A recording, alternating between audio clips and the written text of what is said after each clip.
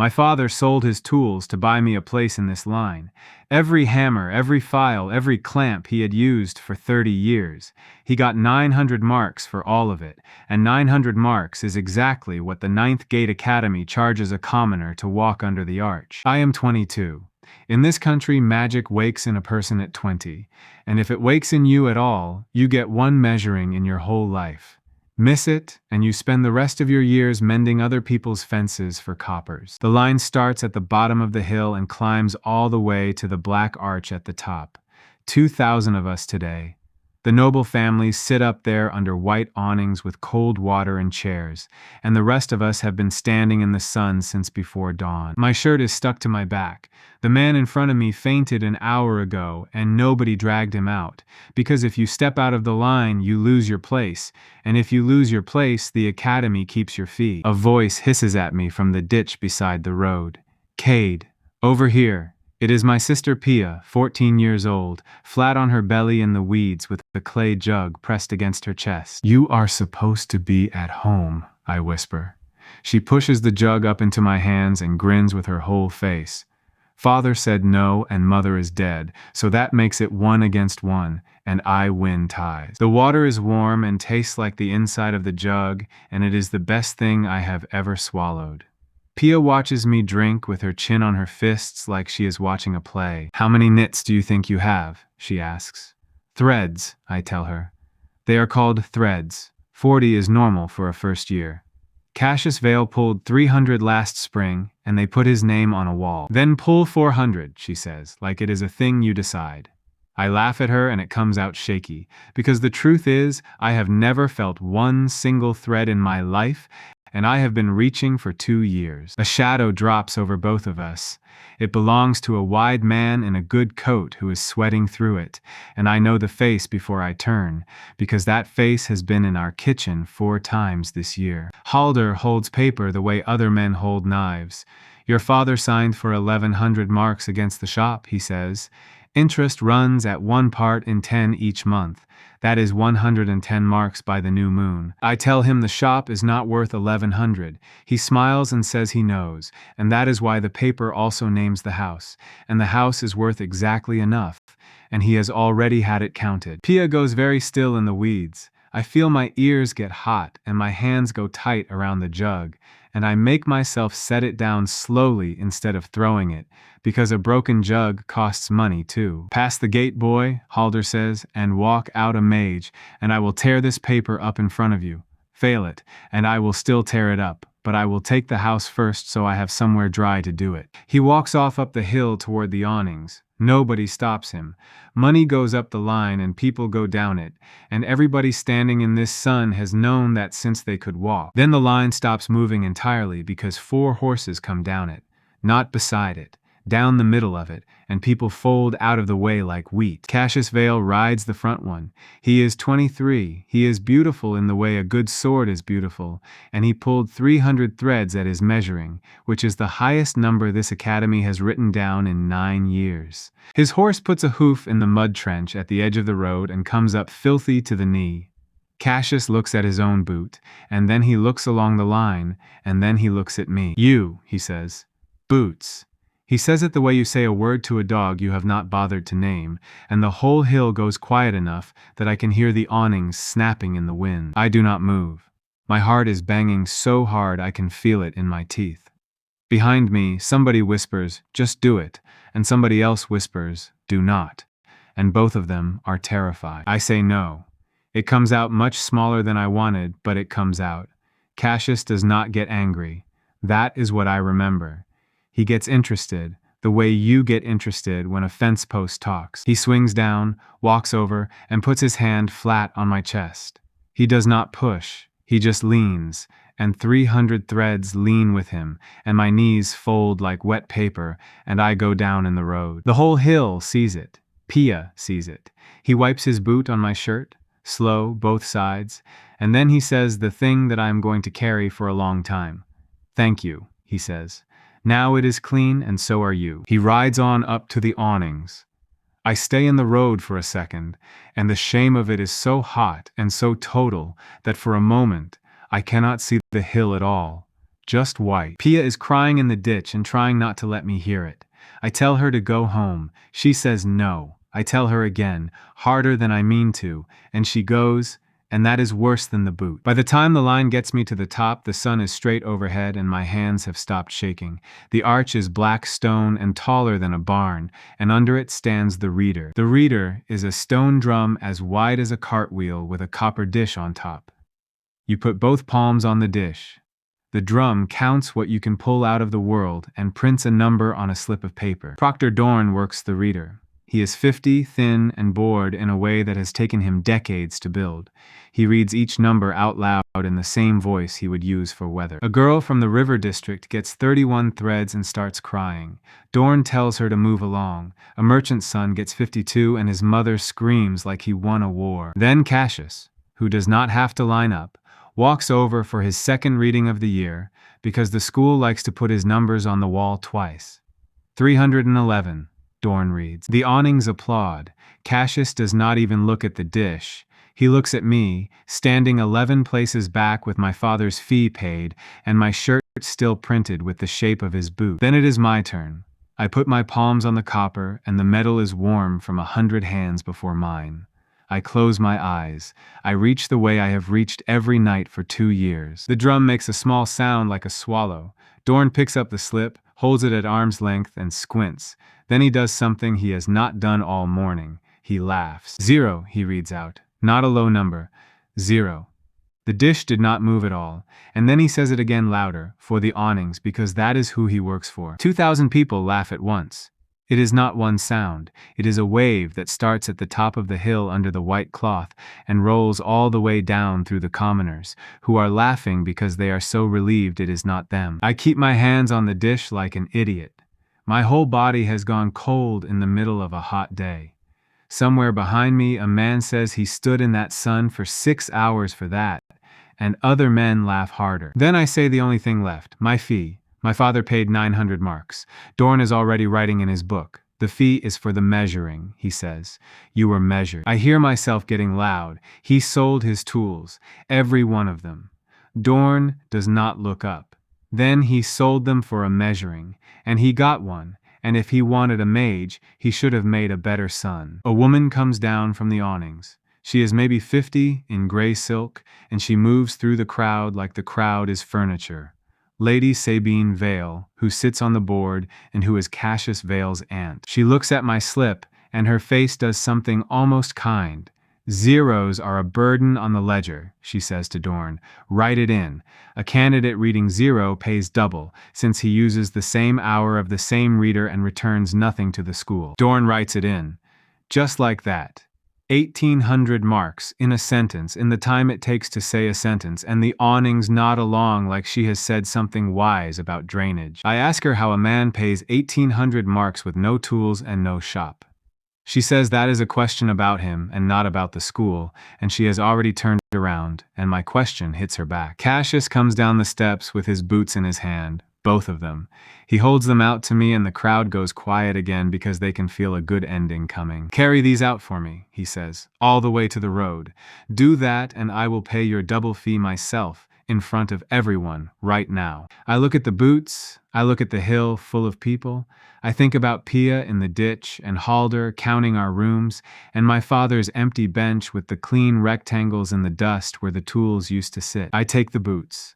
The walk down is 400 paces and I count every one of them. Nobody laughs on the way down.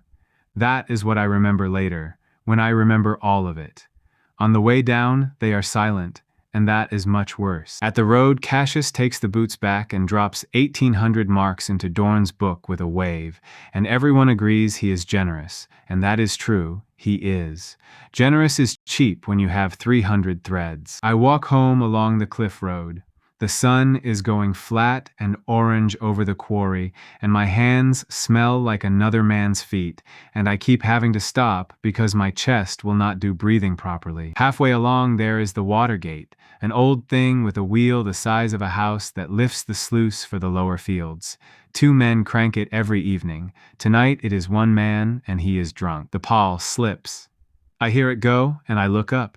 and the wheel is already turning the wrong way, and the counterweight comes off its rest and swings across the road at the height of a man's chest. There is no time to be afraid, there is only time to notice how fast it is. It hits me, and the world goes out. Then I am standing in the line, sun on my neck, shirt stuck to my back. The man in front of me faints and nobody drags him out. My hands are empty and clean and they do not smell like anything. I make a noise that I have never made before. A woman near me asks if I am ill. I look at my palms. I look up the hill at the white awnings. I look down at the ditch, and Pia's head comes up out of the weeds with the clay jug against her chest. Cade, over here. I do not drink. I ask her what day it is. She says the same day it was when I woke up, and asks if the sun has cooked me. I ask what she said to father this morning. She says 1 against 1, and she wins ties. Something is standing open in the middle of my head, like a door in a wall I have leaned against my whole life, and then, printed on the inside of my eyes in a small, tidy hand, words arrive. Ledger open. First entry recorded. Death by machine, by accident, not by choice. No multiplier applied. Return granted as a courtesy. I read it 4 times. My mouth is very dry. Pia is asking me something and I cannot hear her. The words sit there, patient, and then they scroll like a page turning and give me the rest. Rule 1. A death you choose returns you to this morning and multiplies everything you are by 100. Rule 2. A death delivered by another hand keeps you. There is no return and there is no counting. Rule 3. The world resets and forgets. You do not. I stand in that line for a long time. The cue moves and I move with it, and I read those 3 rules over and over the way you press a bruise to check that it is real. Then I think about a wheel the size of a house, and I understand that today I have already been killed once by an accident and gotten nothing for it, and something in me goes very calm and very cold. I step out of the line. The whole hill hates me for it because now the man behind me moves up one and everyone can see how cheap the thing is that we have all been standing in. I walk down past 2,000 people and none of them matter because none of them will remember this. The quarry is a half-hour off the road. It is a straight drop of about 90 feet onto broken white stone, and men have died there in accidents twice in my lifetime, and I know exactly where they went over. Standing on the edge is the hardest thing I've ever done. My body does not believe me. My legs lock up and my breath goes shallow, and my hands find a rock and hold it like the rock is going to help. I think about my father's bench and the clean rectangles in the dust. I think about Sabine Vale saying zeros are a burden on the ledger. I think about the exact sound the awnings made when they laughed. I step off. The fall is longer than you would think. Long enough to be sorry. Long enough to change your mind twice. Then the white stone comes up and there is a very short, loud moment and it stops. I am standing in the line, sun on my neck, shirt on my back.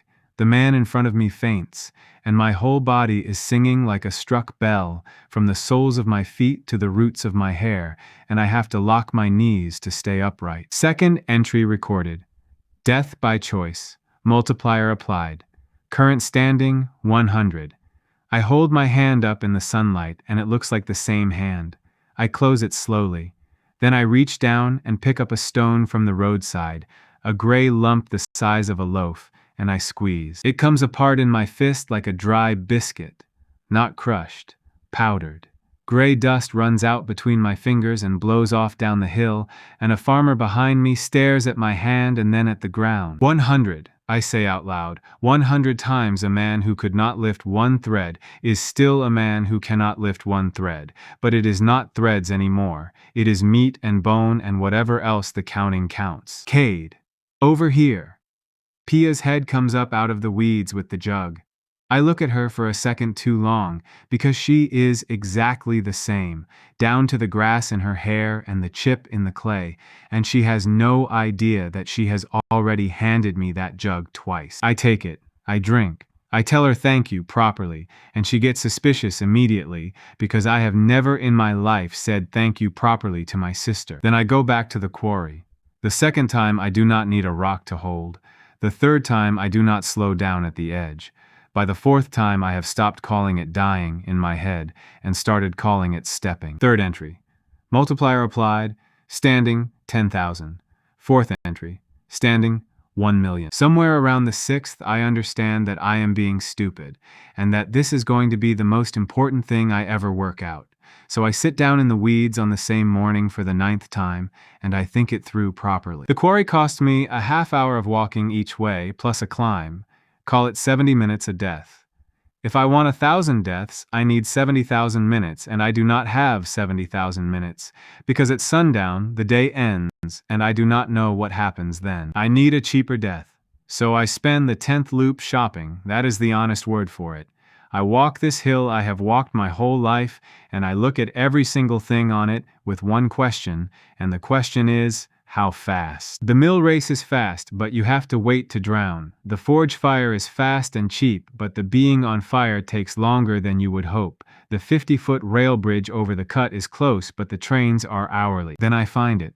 Behind the tannery there is a lime pit and a rotten plank walk over it, and beside the pit there is a barrel of the acid they use to strip the hides, and beside the barrel there is a ladle. It takes 4 seconds. It is not pleasant, but it is 4 seconds. And the tannery is a 9-minute walk from the line, and after the 3rd time the tanner stops screaming and starts just watching me with his mouth open, and after the 6th time he is not there at all, because it is always morning and he is always at his breakfast. 11th entry, 12th, 13th. I get it down to a rhythm. Wake in the line, walk 9 minutes, 4 seconds, wake in the line. That is 9 minutes and 4 seconds per 100-fold, and my head starts doing arithmetic that I do not entirely believe. By the 20th, I stop reading the standings because the numbers stop being numbers and start being sounds. By the 30th, the ledger simply prints the word applied. By the 50th, something goes wrong in a way I did not plan for, and I have to sit down in the road. The acid stops working.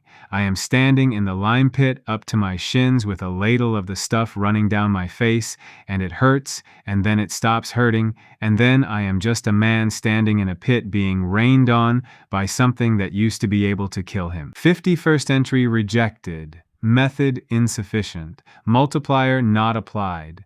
That is the first time I laugh in any of the loops, and it is not a good laugh. I stand in that pit for a while, and I understand the shape of the thing I have got myself into. The cheaper my death, the fewer I get.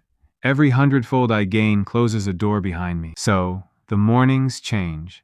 Now I am not shopping for the fastest death. I am shopping for the biggest one, over and over, and each time I use one, it is used up forever. The quarry goes next, at 90-something. I step off and I hit the white stone, and I stand up in a crater with my ears ringing and no ledger entry at all, and I have to walk back up out of it past a man who drops his lunch. The mill race goes. The forge goes. The rail bridge over the cut goes on the 208th loop, and I remember that one, because the train came apart around me like a shirt, and I had to sit on the rails afterward with my head in my hands, listening to the boiler scream. I am running out of hill. That is when I start to travel. The day is 14 hours long, and I am fast now, faster than a horse. So I begin spending mornings on the road instead of in the line, and I go looking for places that can still do the job. The Deepwater Ferry, where the current runs under a rock shelf. The powder store at the quarry office, which takes me down to the 9th loop of that method before it stops being enough. The old plague tower, which is not a fall, it is a fall with something at the bottom.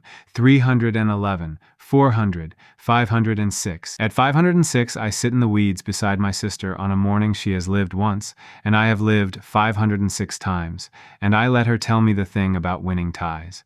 And I find that I am gripping the jug hard enough that I have to make myself stop. She is going to say the same words tomorrow. She has said them 506 times, and she has never once known she said them, and if I keep going, she will say them 10,000 times more. That is the first evening I do not step. I sit on the hill until the sun goes down, just to see what happens. What happens is nothing.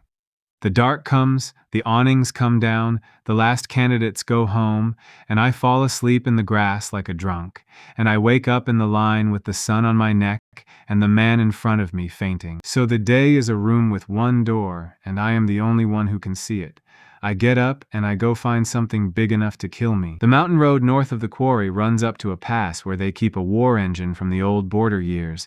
It is a stone thrower with an arm 40 feet long and a bucket you could bathe a cow in. It takes me most of a morning to work out the winch alone. 641st entry. Applied. 642nd applied. 643rd. Rejected. Method insufficient. And I am lying in the bucket looking up at the sky, feeling nothing at all. That is 3 days of engineering for 2 deaths, and it is the moment I understand what my life is now.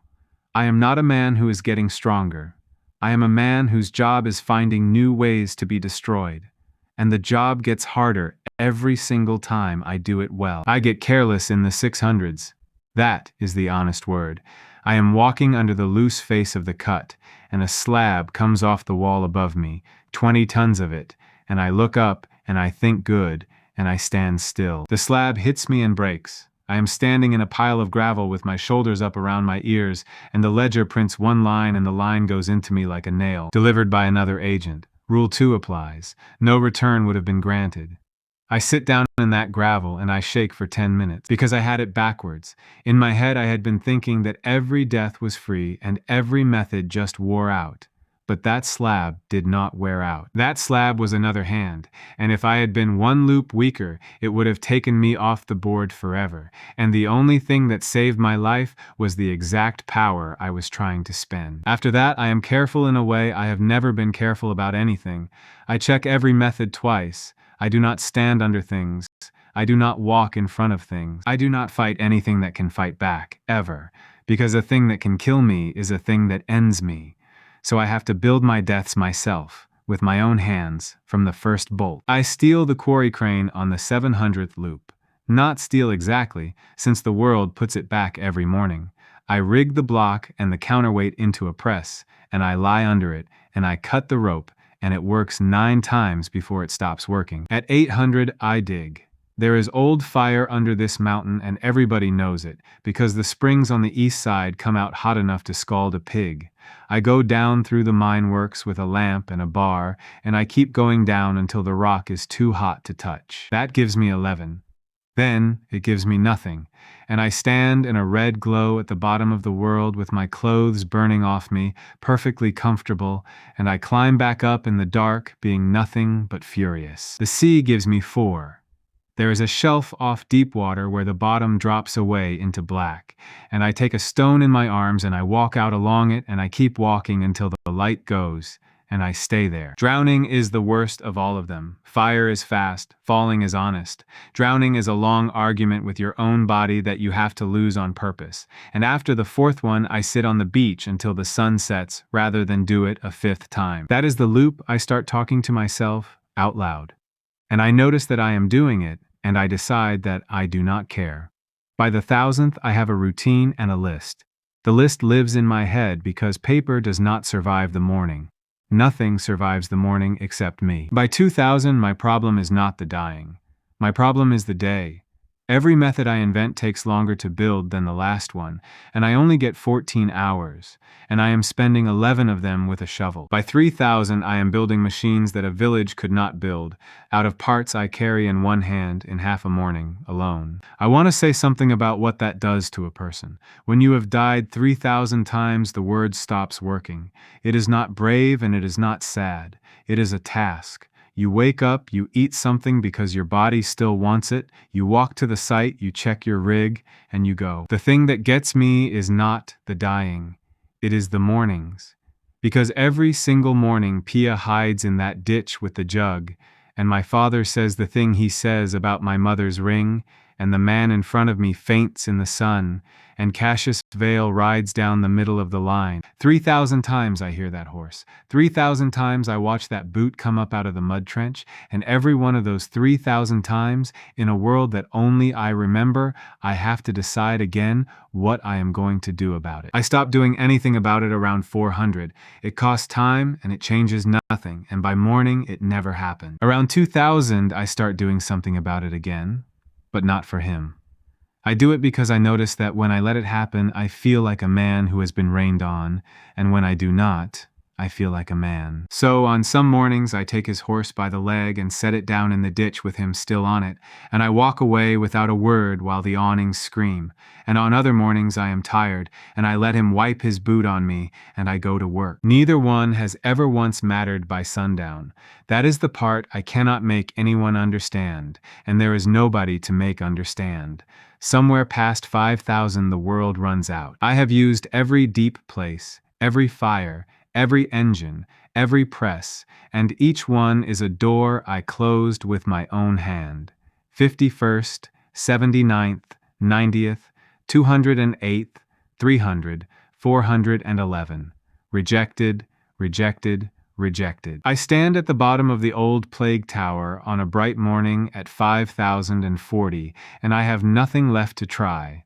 So I go and I look at the thing over the quarry that I have been pretending not to see for 2,000 loops. There is a seam in the air out there. It hangs about 100 feet over the white stone, right above the spot where I first stepped off, and it is gray and it is thin, and you cannot look at it directly. Your eye slides off it like a foot on ice. It was not there at the start. I know that because I looked at that sky on my 9th loop and my 100th and my 400th, and there was nothing, and by 2,000 it was a scratch, and by 5,000 it is a seam as long as a barn. I have died over that quarry more than any other place in the world. Whatever I have been doing it there, and the sky has been keeping a record. I climb the rim and I stand across from it and I look at it as straight as I can manage. It is not a hole and it is not a crack. It is more like a place where the day has been folded and unfolded so many times that the fibers have gone soft, and there is a feeling coming off it, not heat, a tension. I reach out and put my hand in. The cold goes up my arm past the elbow before I get it out again, and my whole arm is gray to the shoulder, and it takes until noon to come back to a color I recognize, and I am so pleased that I nearly shout, because it hurt. Nothing has hurt me in 900 loops. 5,041st entry. Apply. I do it again the next morning, and it takes both arms. The morning after that, it takes me to the chest. Every time the ledger prints applied, and every time the seam is a little wider when I get there. I tell myself the widening is because the world is tired of me. That is what I tell myself for 4,000 mornings, and I want it written down somewhere that I knew better, because the truth is that it was not getting wider. It was opening its mouth. 6,000, 7,000, 8. The last stretch is one death a day, and every one of them is walking off the rim of that quarry into a gray seam that gets colder every morning, and every morning it takes a little more of me to satisfy it. At 9,000, the entries stop having numbers. Applied, applied, applied. The ledger has run out of ways to write what I am, and it has settled for telling me that it worked, and honestly, so have I. At 9,500, I start to notice something in the seam, not a shape. A pressure, like putting your face against a door and knowing that on the other side of it, at exactly the same height, there is a face. At 9,900, I stand on the rim for a long time before I step, and I ask it out loud what it is. Nothing answers. Something listens. There is a difference, and I can feel it.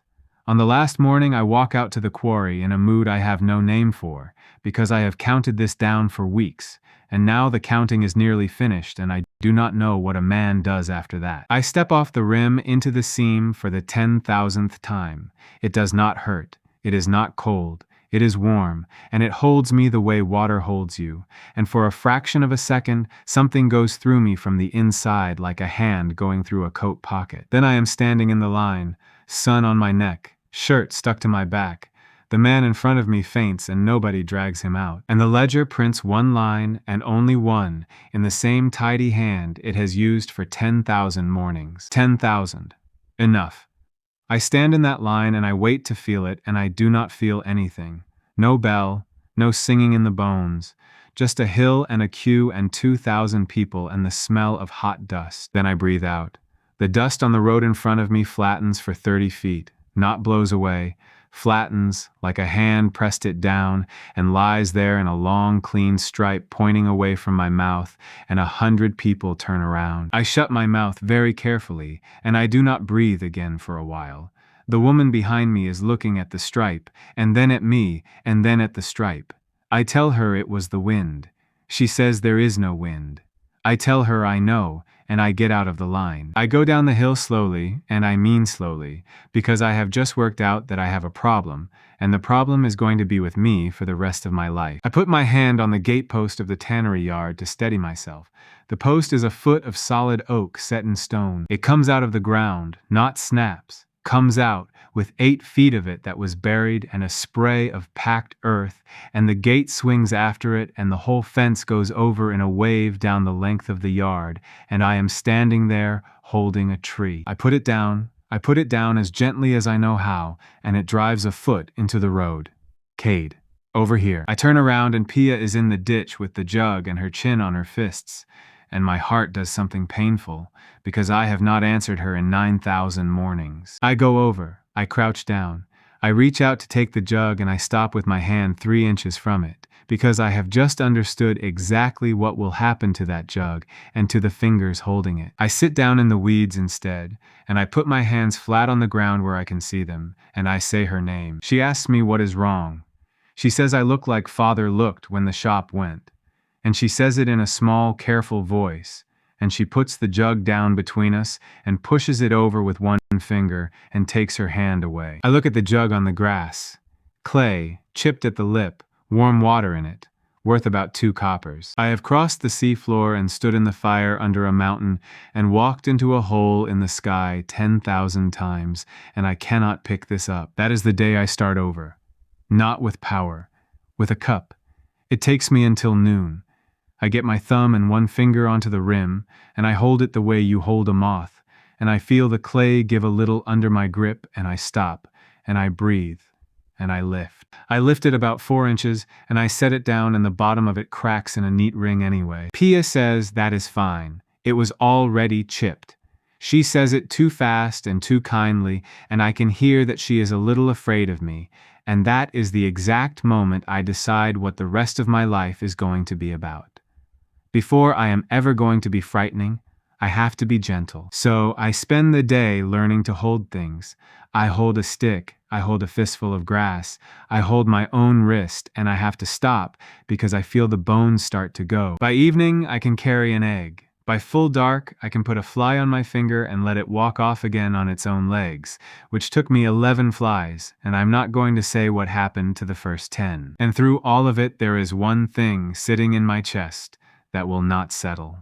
I keep thinking about the seam over the quarry and the warmth of it on that last step, and the feeling of a hand going through a coat pocket. Something was in there, something took something, and I let it 10,000 times, and I never once asked what it was eating. I go back out to the rim at midnight to look at the sky.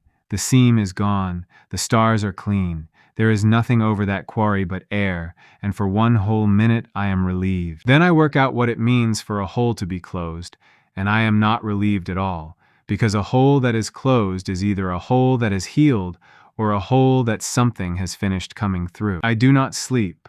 I sit on our roof and watch the sky until it goes gray in the east, and then I go down the ladder and into the kitchen, and my father is already up, because he has been getting up at this hour for 30 years, and his body does not know that there is no shop. Aldo Marsh is 51 and looks 60.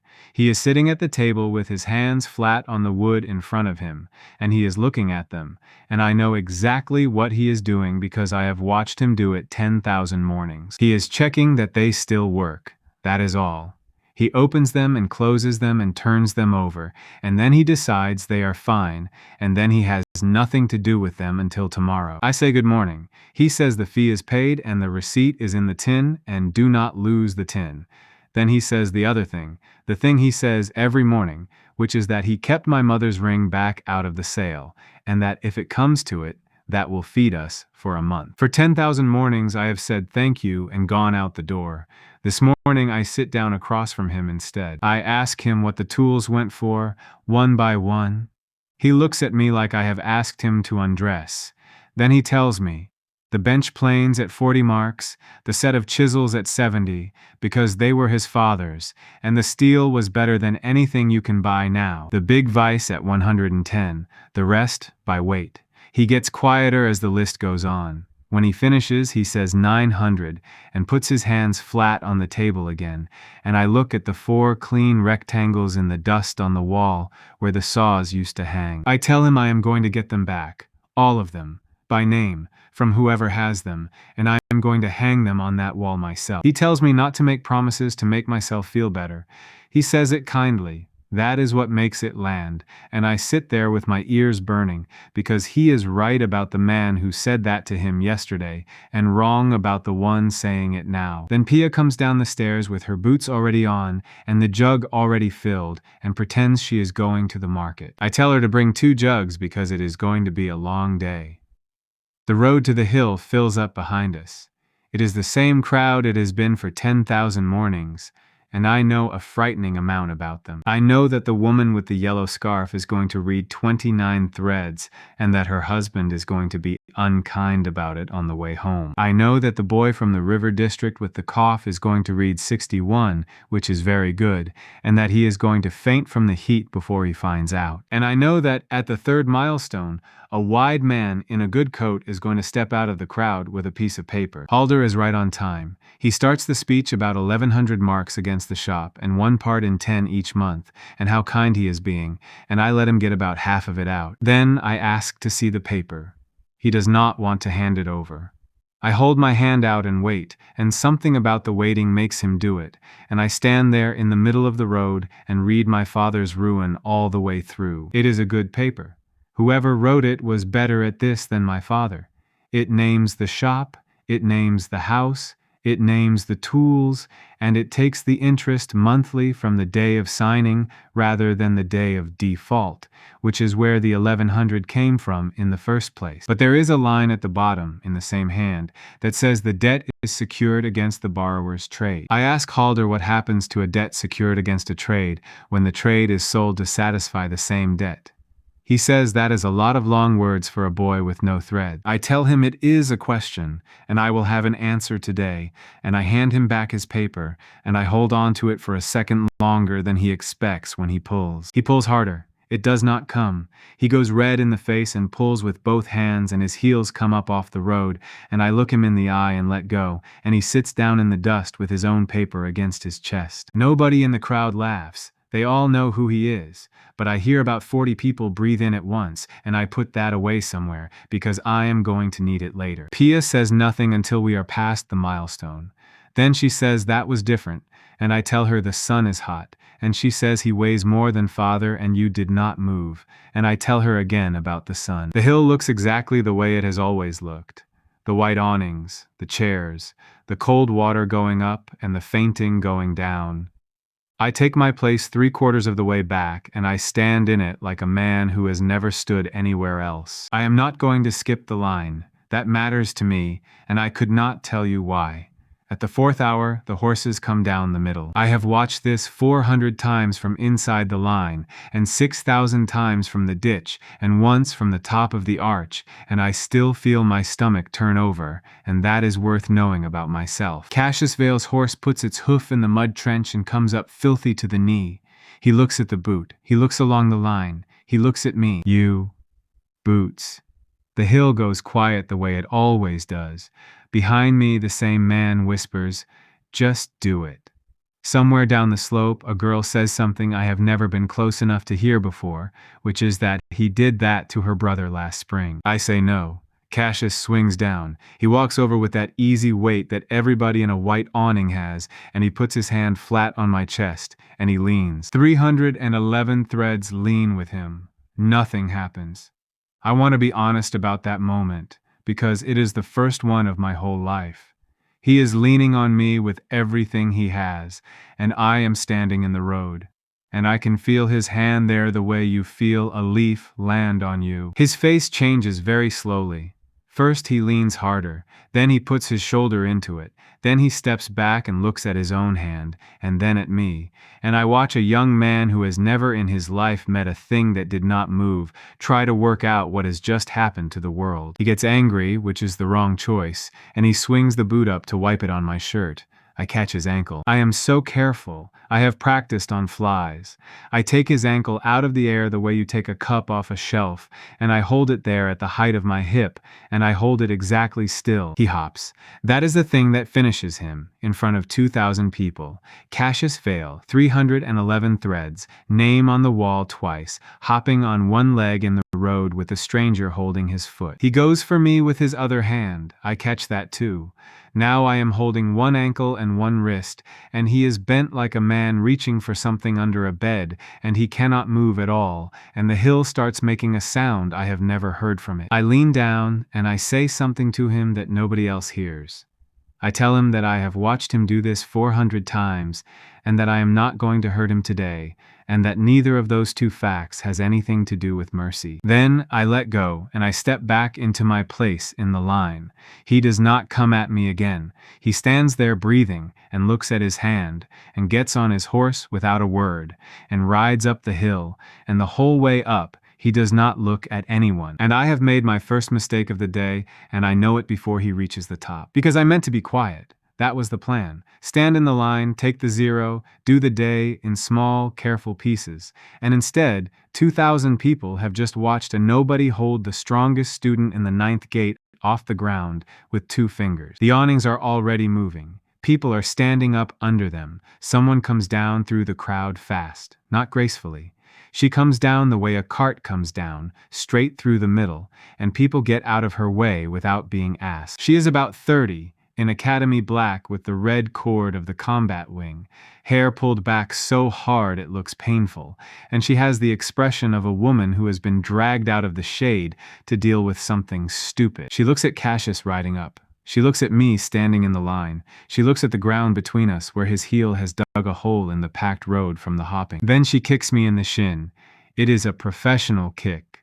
Low, fast, no wind-up, straight into the bone, and it is the first thing since the gray seam that I actually feel, and I am so surprised that I laugh. That, she says, is for making a scene in my queue. I ask who she is. She says Instructor Wren Holloway, Combat Wing, and that she has run this line for 6 years, and in 6 years nobody has ever made her walk down it, and she would like me to know that walking is bad for her knee. Then she looks at me properly for the first time. I know that look. I have seen it on Proctor Dorn 100 times when a slip comes out wrong and he has to decide whether to believe the paper or his own eyes. But Dorn always believes the paper. She does not. She asks me my name.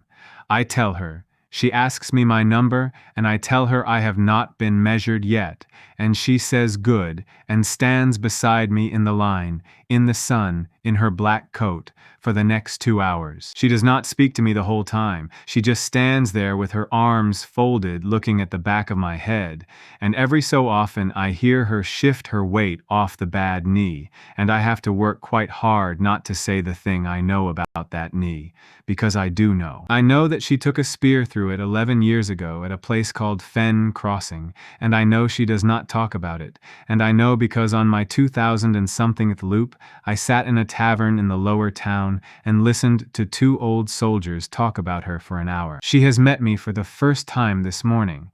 I have been carrying pieces of her around for years. The queue moves, the arch gets closer, and then I am at the front, and Proctor Dorn is looking at me with the tired face of a man who has read 400 numbers today. Both palms on the dish, he says. I put them on. The copper is warm. Everything on the hill has gone quiet again because word has come up about the boot, and 2,000 people want to know what a man who can hold Cassius Vale off the ground is going to read. I already know. I reach the way I have reached every night for 2 years, and I find exactly what I have always found, which is nothing at all. No thread. Not one. The world does not open for me, and it never has. The drum makes a small sound like a swallow. Dorn picks up the slip. He squints. He turns it over as if the other side might have more on it. 0, he says, and then the hill laughs. It is the same wave. It starts at the top under the white cloth, and it rolls all the way down, and it is louder than it has ever been, because this time it has a story in it. This time, the joke is better. I stand there with my hands on the warm copper and let it go over me. 10,000 deaths, and it still gets in. That is worth knowing about myself, too. Beside me, Instructor Holloway is not laughing. She is looking at the reader. She asks Dorn to run it again. He tells her the reader does not make mistakes. She tells him to run it again anyway, and there is enough in her voice that he does, and the drum makes the same small sound. 0, he reads. Then he raises his voice for the awnings, because that is who he works for. 0 twice. A man can be unlucky once. Twice is a measurement. The gray silk comes down the steps. Lady Sabine Vale takes the slip out of Dorn's hand and reads it and hands it back, and she does not look at me at any point in the whole transaction, which I find impressive. Zeros are a burden on the ledger, she says. Write it in. A candidate reading 0 pays double, since he uses the same hour of the same reader and returns nothing to the school. Dorn writes it in. 1,800 marks. In a sentence. In the time it takes to say a sentence. And there it is, the same as always, the same words in the same order on the same morning, and for 1 second I am so tired that I nearly walk down the hill and let it be over. Then I think about 4 clean rectangles in the dust on a wall. I ask her for the charter. Sabine Vale stops. She actually turns around. She asks me what I said, and I say it again, louder, so the awnings get it too. The charter of the 9th gate. The founding one, with the seals. She has just made a rule out of it in front of 2,000 witnesses, so it is a document that is in use, and a document in use can be read by any party it is used against. I know that sentence by heart. I have known it for 6,000 loops. It is on the 4th page of a book that sits in a glass case in the entry hall, and I read it on a wet afternoon when I had nothing to do because it was raining too hard to get to the quarry. Dorn tells me to move along. Holloway tells Dorn to fetch the charter. He looks at her. She looks back. She has no authority over him at all, and everybody standing there knows it, and she stands perfectly still with her weight off her bad knee and lets him work out whether he wants to find out what happens next.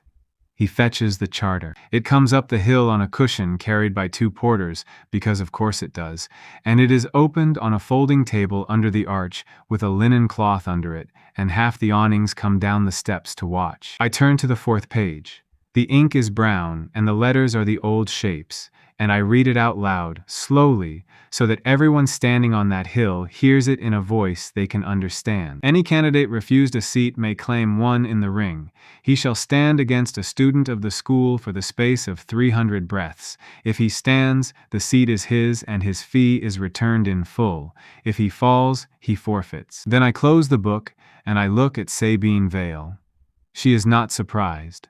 That is what tells me she has read it too, probably a long time ago, and probably decided it was a dead letter that no sensible person would ever pick up. She says the clause is 400 years old.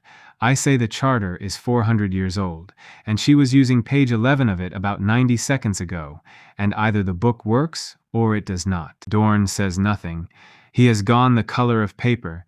Holloway is standing behind my left shoulder with her arms folded, and she says one word, which is loudly, and it takes me a second to understand that she is telling me to say it all again for the people at the back. So I say it all again for the people at the back. 2,000 voices go up at once, not cheering, arguing. Half the hill has decided that this is the best thing that has ever happened to them, and the other half is explaining to the first half exactly how a 0 is about to die on a Tuesday. Sabine Vale lets it run for a while. Then she raises one hand and it stops, because she has that. Very well, she says. The clause stands, and since the clause is old, we shall use all of it.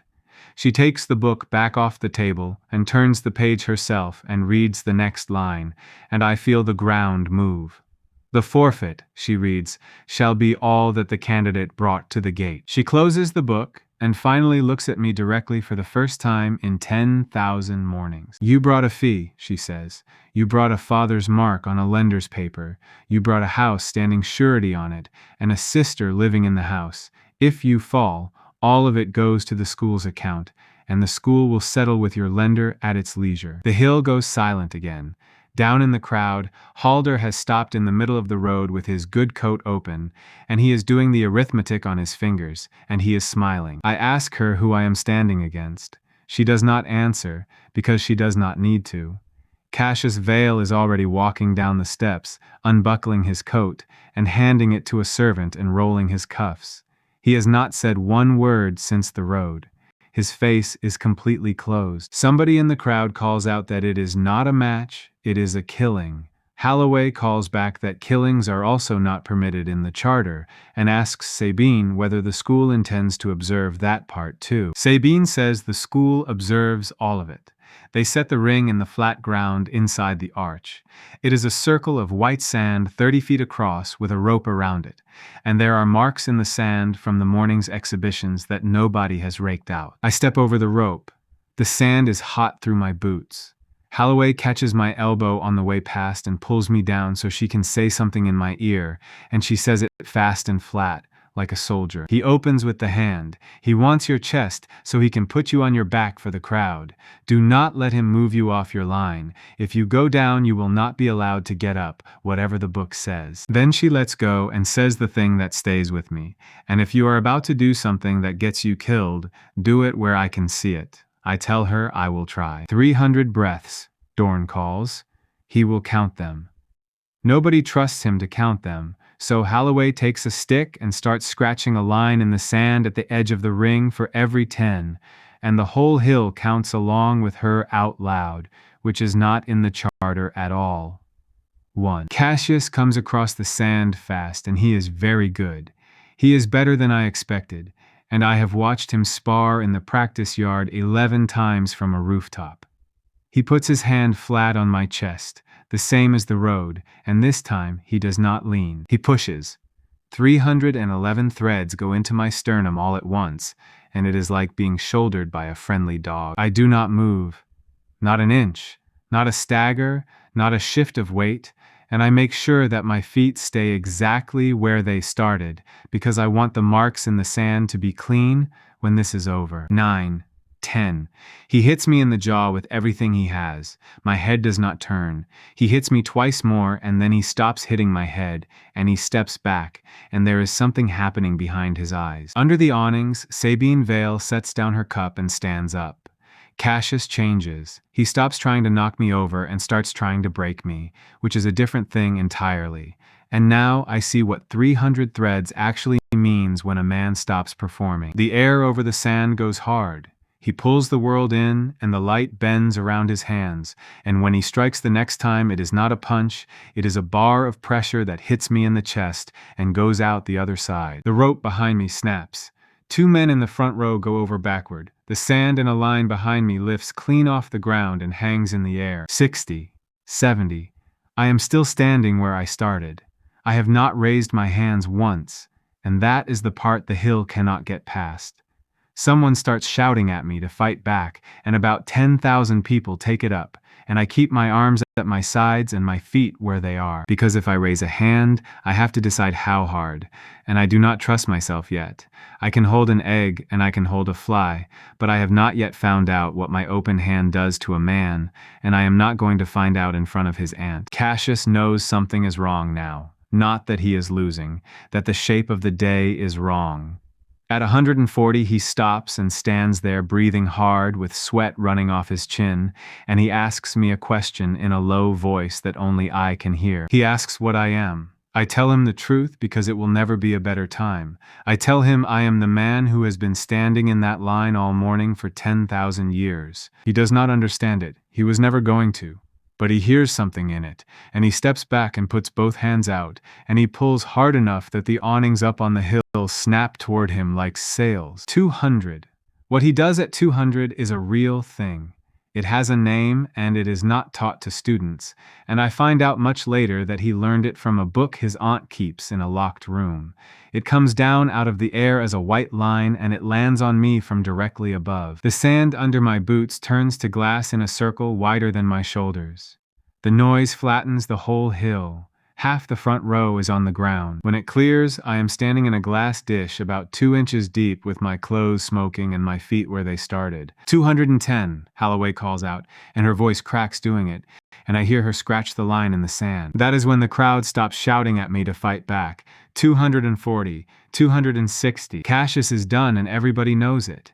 He is on one knee in the sand with his hands on the ground, and he is not looking at me, he is looking at the glass, and he is making a sound that I think is his breathing, and might not be. At 280, his aunt calls his name from the steps once, and he gets up and starts again. I have to give him that. I do not like him. I have watched him wipe his boot on me 400 times, and I am going to take a great deal from him before this is finished.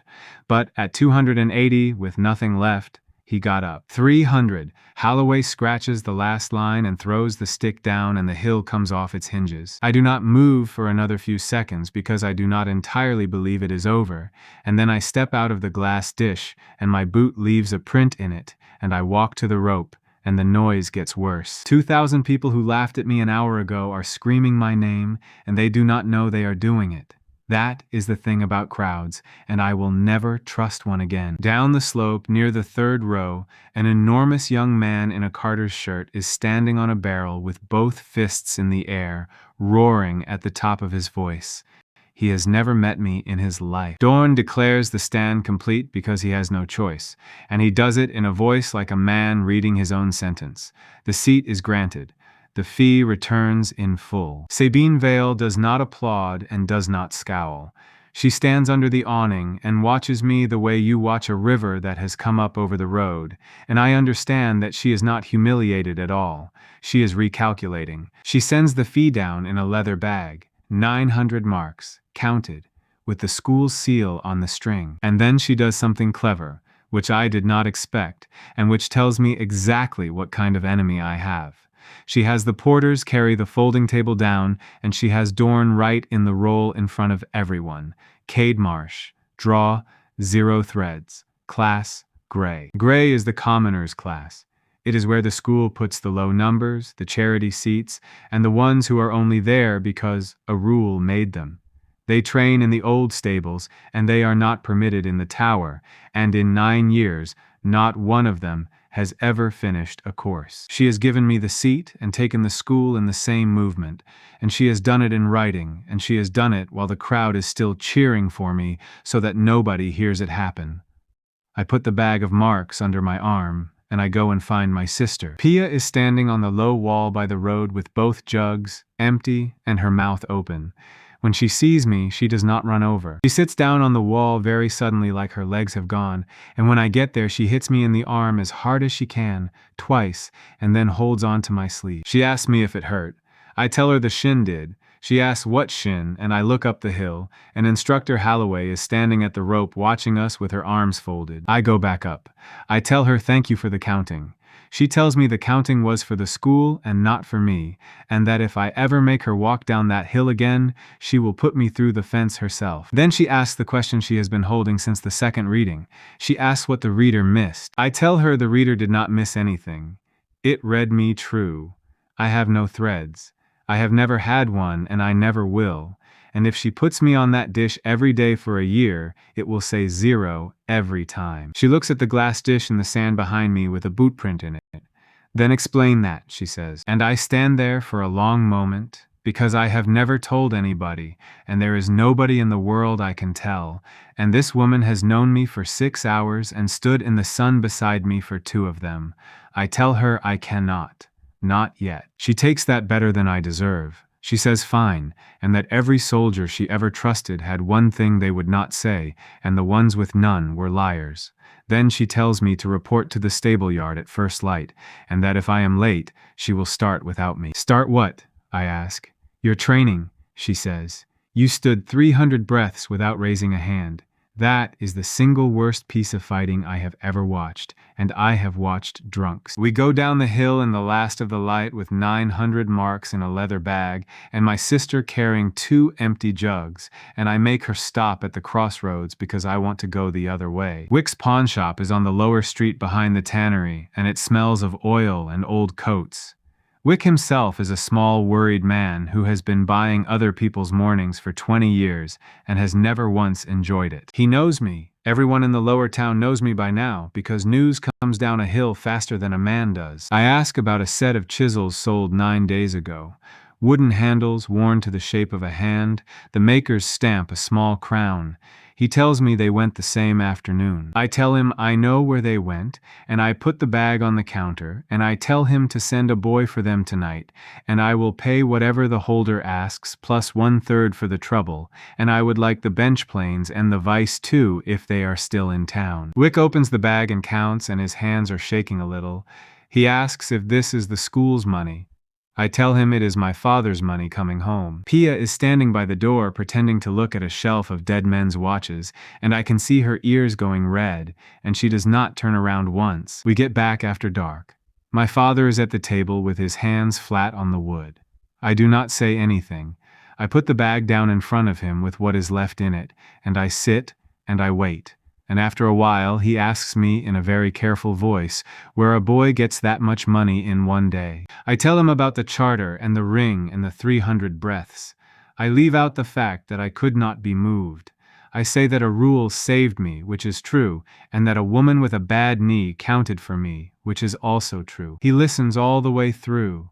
Then he gets up and goes to the wall with the 4 clean rectangles in the dust, and he stands there with his back to us for a long time, and his shoulders go. Pia looks at me in absolute panic because she has never once seen him do that. I go over and I put my hand on his back, and I have to be so careful about it, and I tell him about the chisels and that they will be here by the end of the week, and that the planes are in fallow, and the vice went to a yard in the port, and I will go and get both. He says the vice weighs 300 pounds and that the yard will want carriage on top of the price. I tell him I will manage the carriage myself, and that the price is already agreed. That night I sit on the roof again and watch the sky over the quarry until I am certain it is still empty, and then I go down and sleep for 4 hours, which is the first sleep I have had in more mornings than I want to count. Halder comes to our door the next evening, which is 1 day earlier than I expected, and he brings 2 large men with him and leaves them in the lane. He starts on the interest. 1 part in 10 from the day of signing, and now that the boy is a student of the 9th gate, the family has prospects, and prospects can be borrowed against, and he has brought a new paper with him to make it easy for us. I ask him a question instead.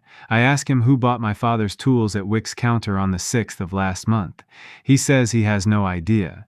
He says it too smoothly and too soon. So I tell him. I tell him the man's name is Pell. He is a thin man with a bad ear who works 3 days a week in Halder's back office, copying out demands.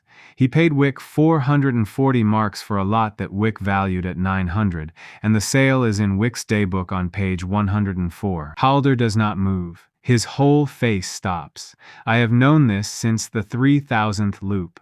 I followed those tools out of curiosity on a morning when I had nothing better to do, and I have carried it ever since like a stone in a pocket, and I have never once been able to spend it. I tell him the rest. The debt was secured against my father's trade.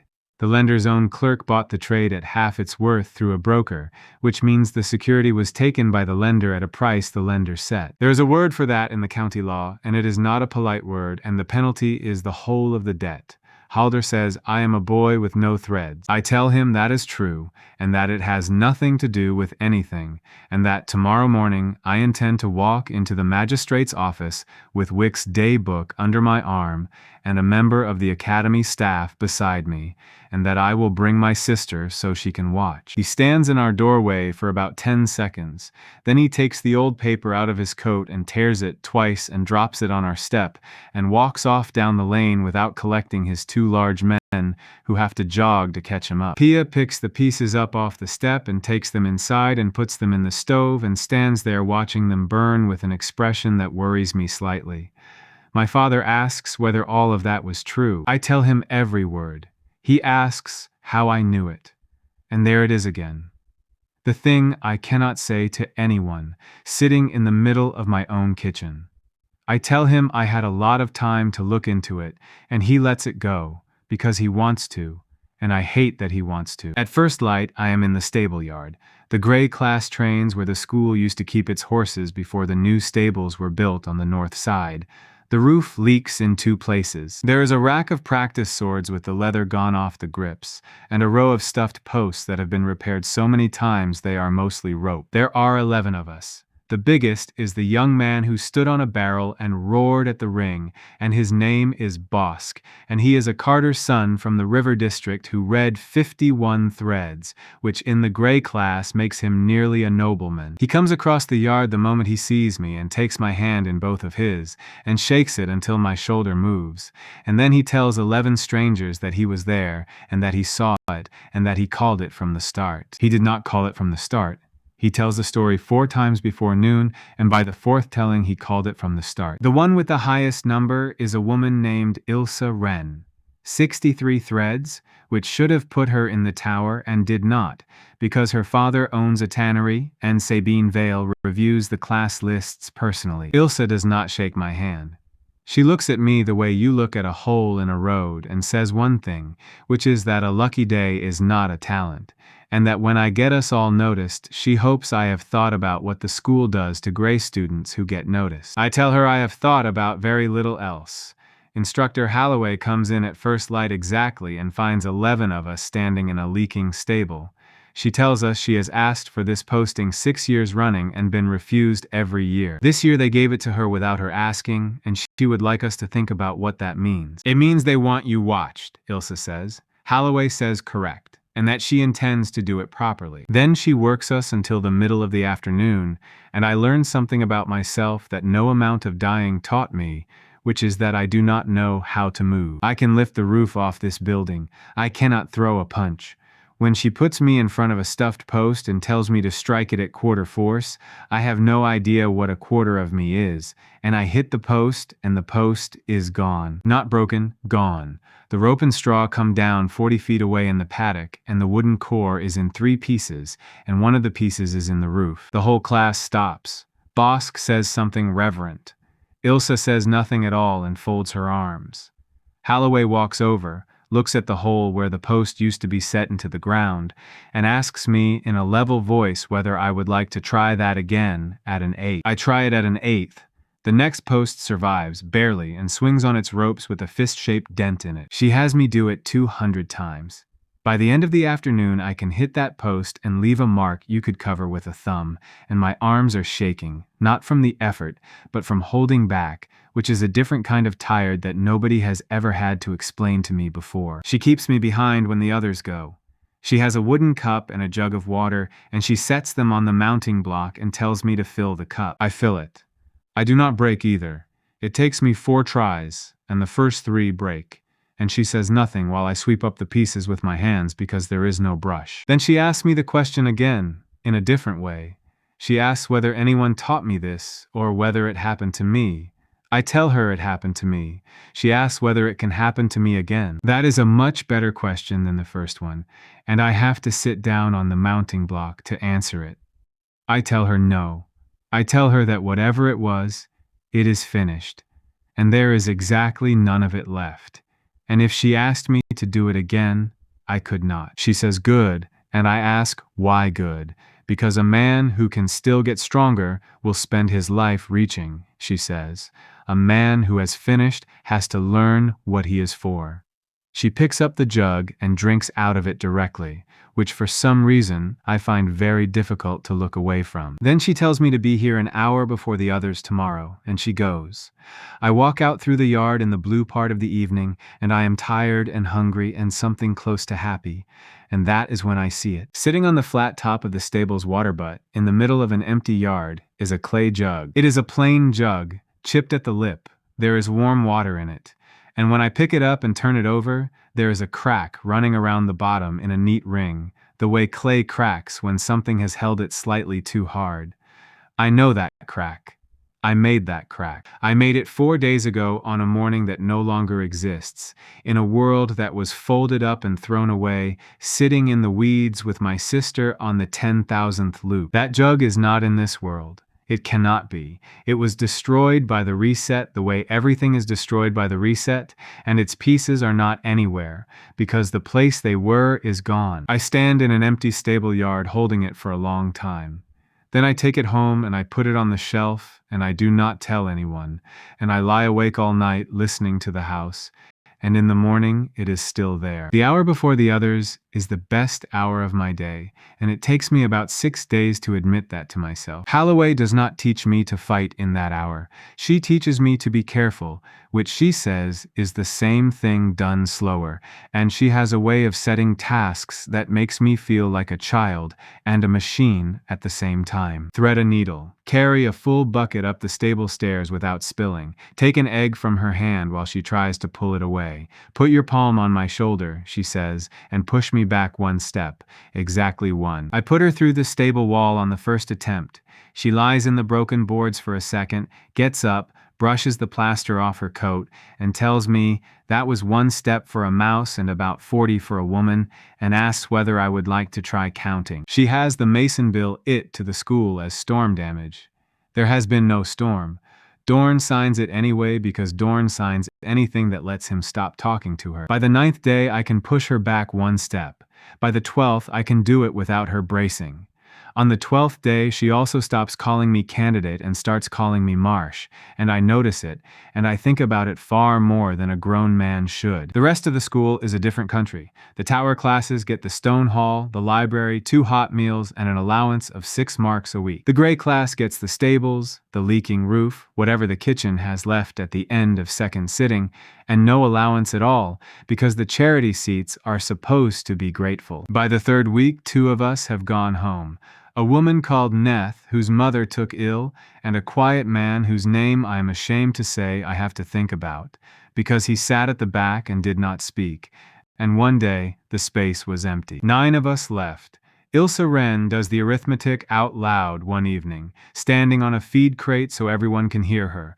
9 students, no allowance, 4 terms to the first examination, and the examination costs 11 marks to sit. She says the school is not being cruel. She says the school is being efficient. It costs the 9th gate nothing to admit us and nothing to starve us out. And by spring the gray wing will be empty again, and the ledger will show that commoners lack persistence. Bosk says something about how they can starve him if they like. He has been hungry before. Ilse tells him that is exactly what they are counting on, and he shuts his mouth, and I decide that Ilse Wren is the most useful person in that stable. So I go and read the notice board in the main hall, which is where the school posts its bounties, and I stand there for an hour with my hands behind my back while tower students walk around me like I am a post. The 9th gate exists for one reason, and it is written over the door in letters a foot high. The world is thin in places. Where it is thin, things get through. They call the thin places sinks. There are 11 of them within a day's ride, and one of them is under the city itself. The school trains people to go down and close them, and pays a bounty for whatever comes up, by weight and by kind. Drift is the word for the things that come through. Most of it is small. A drift hound is the size of a dog and has too many joints. A crawler is the size of a cart and mostly mouth. Anything bigger than that, and the school sends staff instead of students, and the bounty goes to the staff. The shallow sinks pay 2 marks a head for hounds and 9 for a crawler. Nobody takes those jobs. They pay badly, they are 3 hours out on foot, and a tower student can earn more copying manuscripts in the warm. I take the whole board. The clerk asks me how many of us there are. I tell him 9. He looks at the list and asks me if I understand that 11 of these are open because the last party that took them came back with 7. I tell him I understand, and I take them anyway, and I go back to the stable and stand on the feed crate myself. I tell them the truth as far as I am able. I tell them that if we sit here being grateful, we will all be home by spring, and that there is money in the ground under this county, and that I will go first into every hole and come out last. Ilse asks the obvious question, which is why anyone should follow a man who reads 0.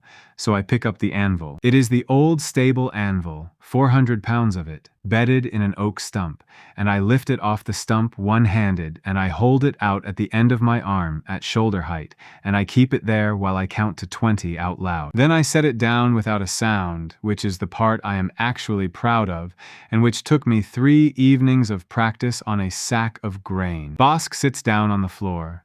Ilsa looks at the anvil for a long moment. Then she asks what the split is, and I know I have her, because a person who asks about the split has already decided to come. Even 9 ways, I tell her, including the ones who carry lamps and never swing anything.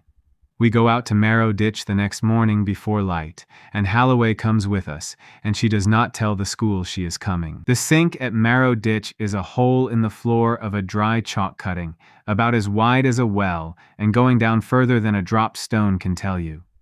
The air over it does the thing to your eyes that the seam over the quarry used to do. I look at it for a long time. Holloway asks me what I see.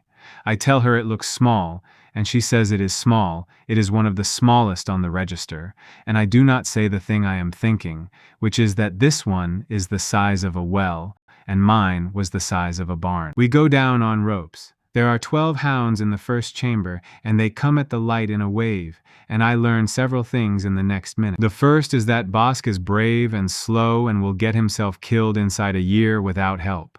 The second is that Ilsa Wren is a natural and has been sitting in a leaking stable with 63 threads and a chip on her shoulder for 3 weeks. The third is that I have to be so careful. I hit the first hound too hard and it comes apart, and something wet goes past Ilsa's ear, and she looks at me across the chamber in the lamplight with an expression I am going to remember. After that, I use my hands the way Holloway taught me, and I hold each one down instead and let Bosk finish it with the spike, and the boy is so proud of himself that he starts a count out loud. 12 heads, 24 marks. It takes us until noon. We are back on the surface eating bread in the chalk cutting when Holloway sits down beside me and says the first personal thing she has said in 3 weeks. She says she has been down a sink 206 times and that she counted at the beginning and stopped counting at 40 and started again years later when she realized she wanted the number. I ask why she wanted it. Because a number is a thing you can put down, she says. A habit you cannot. I look at my bread for a while. Then I ask her about Fen Crossing. She goes very still. Then she asks who told me, and I say that I heard 2 soldiers talking in a tavern, which is true, and I do not say that it was 7 years of loops ago in a world that no longer exists. She tells me anyway, not the battle, the morning after. She tells me they lost 11, and she carried 4 of them up out of the water herself, with a spear hole through her knee, and that the 4th one was already dead when she started, and she did not know, and she has never once been sure whether she carried him or for her. Then she stands up and shouts at everyone to get the ropes coiled, and does not speak to me again until we are back at the school. We clear 4 sinks in 9 days. 91 marks. I split it 9 ways, including my own, and I hand Ilsa hers first, because she is the one who will count it in front of everyone. She counts it in front of everyone. Then she says to the whole stable that she was wrong about the lucky day. Bosk buys a hat with his share. It is a terrible hat. And the school notices, which was always going to happen, and it notices in the way schools notice, which is that a notice appears on the board saying that student parties may no longer take bounty work without a staff sponsor, signed by the Board of Governors. Holloway signs herself as our sponsor the same morning before breakfast and posts it up next to theirs. We take the board again. 41 marks that week. Somewhere in there, on a Tuesday in the lower town, I find out that the jug on my shelf is not the only thing that came through. I am walking back from Wicks with my father's second bench plane wrapped in sacking under my arm, and a boy comes off a wall and lands in front of me. He is 9 or 10, filthy, and he has clearly been waiting. He asks if I am the one who put the horse in the ditch. I tell him I have not put any horse in any ditch. He says yes I did, up on the hill, on measuring day. He says the rider was shouting and the horse was on its side in the water and everyone was screaming, and I walked off down the road and did not even look back, and he thought it was the best thing he ever saw. I ask him when it happened. He says measuring day, and he says it the way you say a word that only has one thing behind it, as if there has only ever been one measuring day in the world. I crouch down so my face is at his height, and I ask him very gently whether he remembers the ring and the glass and the 300 breaths, and his face lights up and he says yes, that too, that was the same day, both. He remembers both. He remembers a morning where I threw Cassius Vale into a ditch and walked away. That happened on the 2011th loop and was erased before noon. He also remembers a ring and 300 breaths, which happened here, and he has the two stacked like pages stuck together. I give him the plane to hold, which he can barely lift, and I ask him if there is anything else. He thinks. Then he says, the gray man. I ask, what gray man? He says the one who is at the end of the road. He says it in a normal voice, like I have asked him about the weather, and he points down the lower street toward the water gate. There is no one at the end of the road. I look for a long time and there is no one there, and the boy takes his hand out of mine and says, he is not there now, he is there when you go to sleep, and then he wants to know if the plane is worth anything, and whether I will give him a copper for helping. I give him a mark. He runs. I stand in the lower street until the light goes, watching an empty stretch of road with the water gate at the end of it and the big wheel standing still, and nothing comes, and nothing moves, and I go home and put a second impossible thing on the shelf beside the first. The summons comes on paper with a seal, which in this school is how they tell you that the conversation has already happened without you. Lady Sabine Vale's office is on the second floor of the tower, and it is smaller than I expected and much colder.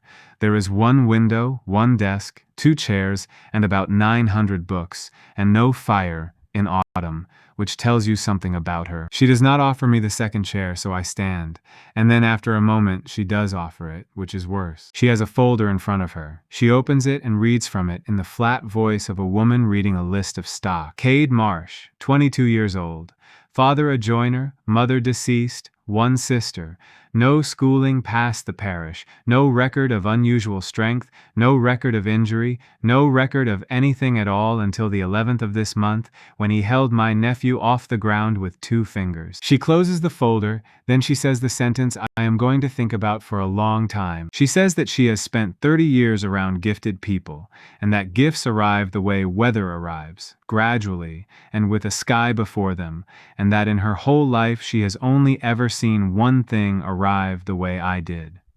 I ask what that was. Something coming up out of a sink, she says. There it is, straight out, across a desk, from a woman in gray silk with no fire in her office, and I have to work quite hard to keep my face still. Then she makes me an offer, and I want to be fair about it, because it is a good offer, and I have thought about it since. The Vale House takes retainers.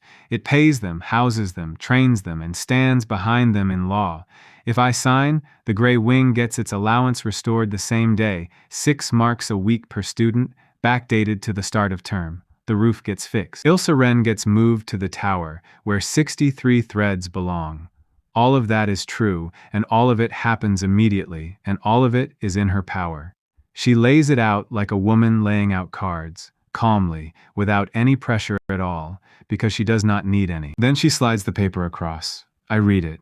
It is short and clean, and I get to the 4th line and stop. The 4th line says that the retainer's talent, discovered or undiscovered, present or future, is held to the account of the house. I ask her what that means.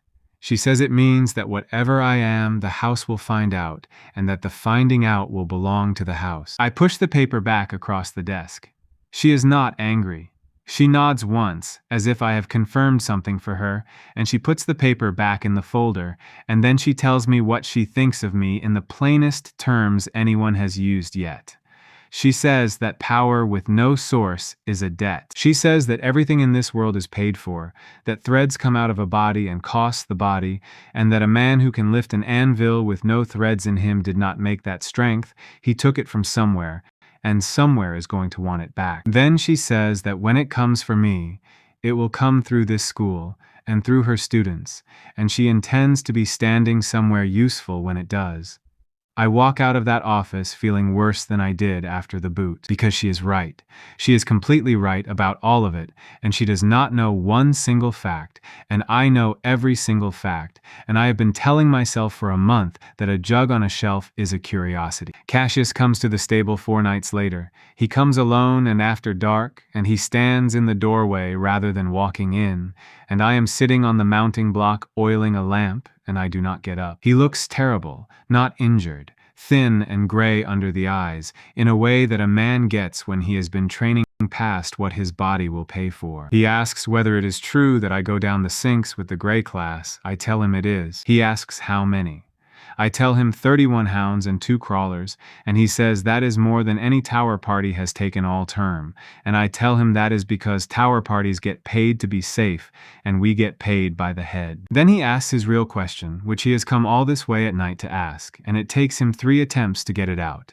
He asks what it is like to not be afraid. I put the lamp down. I tell him I have no idea because I am afraid all the time, and I have been since a morning last month, and it is a completely different kind of afraid from the one he means, and I would not swap it for his. He does not believe me. I can see it. He has decided what I am, the way you do at 23, and he came here to be told a secret, and he is going to leave without one. But before he goes, he says a thing that surprises me. He says he has stopped hitting the servants. I ask him why he is telling me that. He says because it is not for me, and he wanted somebody to know it had happened, and then he leaves. And I sit in the stable with the lamp going out, and I think about the 400 mornings I watched him wipe a boot on my chest, and I find that I do not know what to do with any of it. 2 days later, the boards go up all over the school and the whole place stops. The ladder is called for the 14th of next month, by order of the board. Nobody under 30 has ever seen one. Bosk has to have it explained to him twice, and even Ilsa has to go and read the old rules in the entrance hall, and when she comes back, her face is white. The ladder is a public day. The whole school in the yard, the governors on the steps, and the town let in through the lower gate to watch. Any student of a lower class may challenge any student of a higher one in the ring, 3 bouts, chosen by lot from the names put forward. If the lower class takes 2 of 3, the school must reassign every student who fought, and if it does not, the school may dissolve the lower class entirely and return its students to their families with the year's fees payable. Ilsa reads that last part out loud in the stable, and then puts the paper down and says the thing everyone is thinking, which is that nobody called a ladder for 400 years, and one has been called 5 weeks after I walk through the arch. Bosk says it is a chance. Ilsa says it is a trap with a chance painted on it.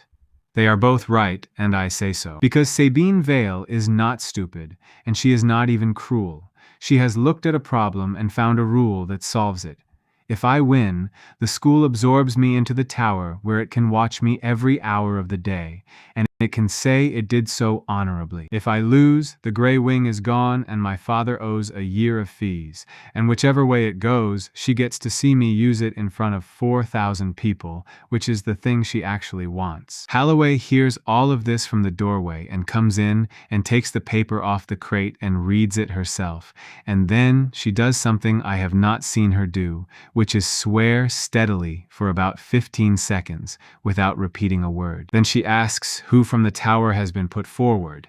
The names go up the next morning, and they are worse than we hoped. The first is Marek Sull, 4th year, 190 threads, who fights well and honestly, and will simply be too good for anyone we have. The second is a woman called Dree, 3rd year, who works with cold and who put a student in the infirmary for 11 days last spring in a training bout that the school recorded as an accident. The third is Roan Ferris. I hear the whole stable stop breathing at once, and I have to ask Bosk who that is, and he tells me in a whisper as if the man might hear it through 2 buildings. Roan Ferris is a 5th year, 240 threads.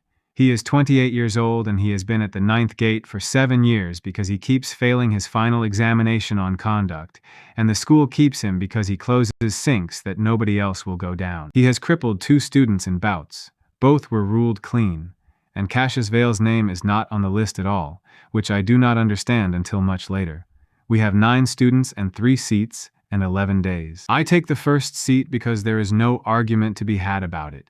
Ilsa takes the second, and nobody argues about that either, because she has been the best fighter in that stable since the first week, and everyone, including her, has been pretending otherwise. The third goes to Bosk, and it goes to him because he stands up before anyone else can and says he will not sit in the yard and watch, and because the two people it should have gone to are the two who went home in the third week.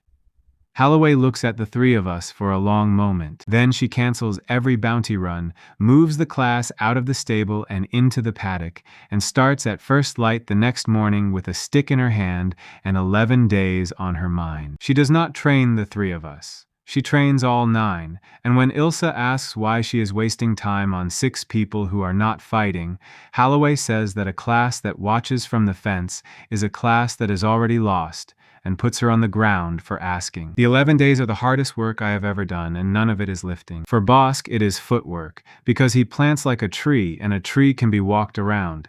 She makes him carry a bucket in each hand and moves him around the paddock with the stick until he stops thinking about it, and by the 6th day, he has stopped thinking about it. For Ilsa, it is nothing physical at all. She can already fight.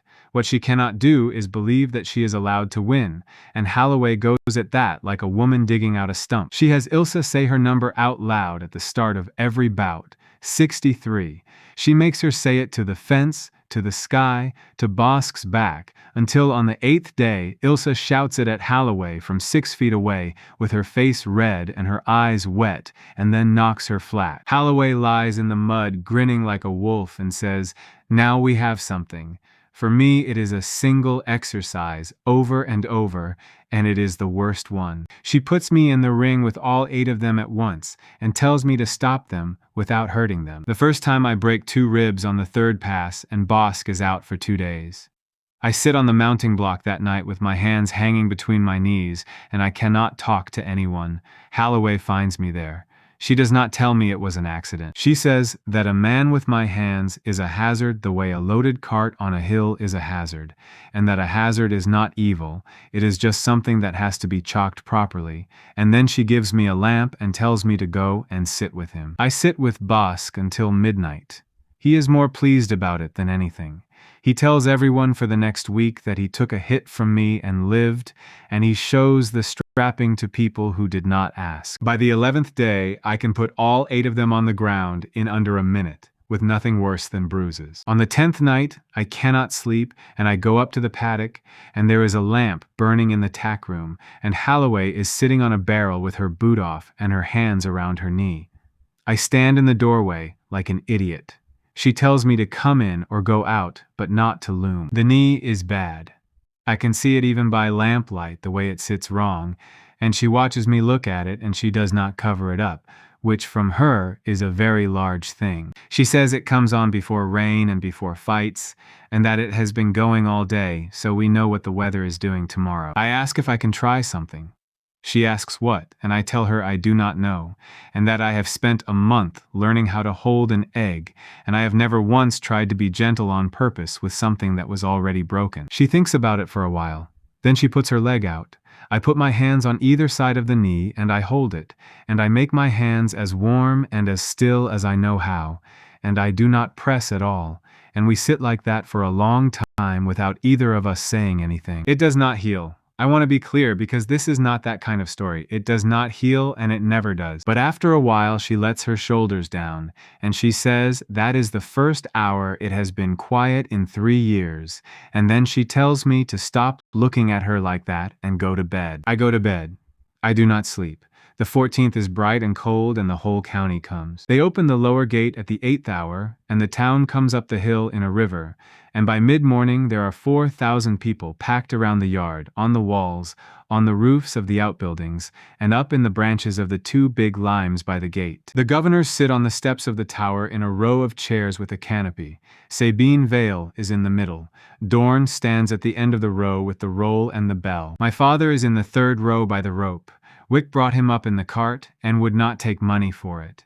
Pia is not in the 3rd row because Pia is on the wall with about 40 other children, and I decide not to see her.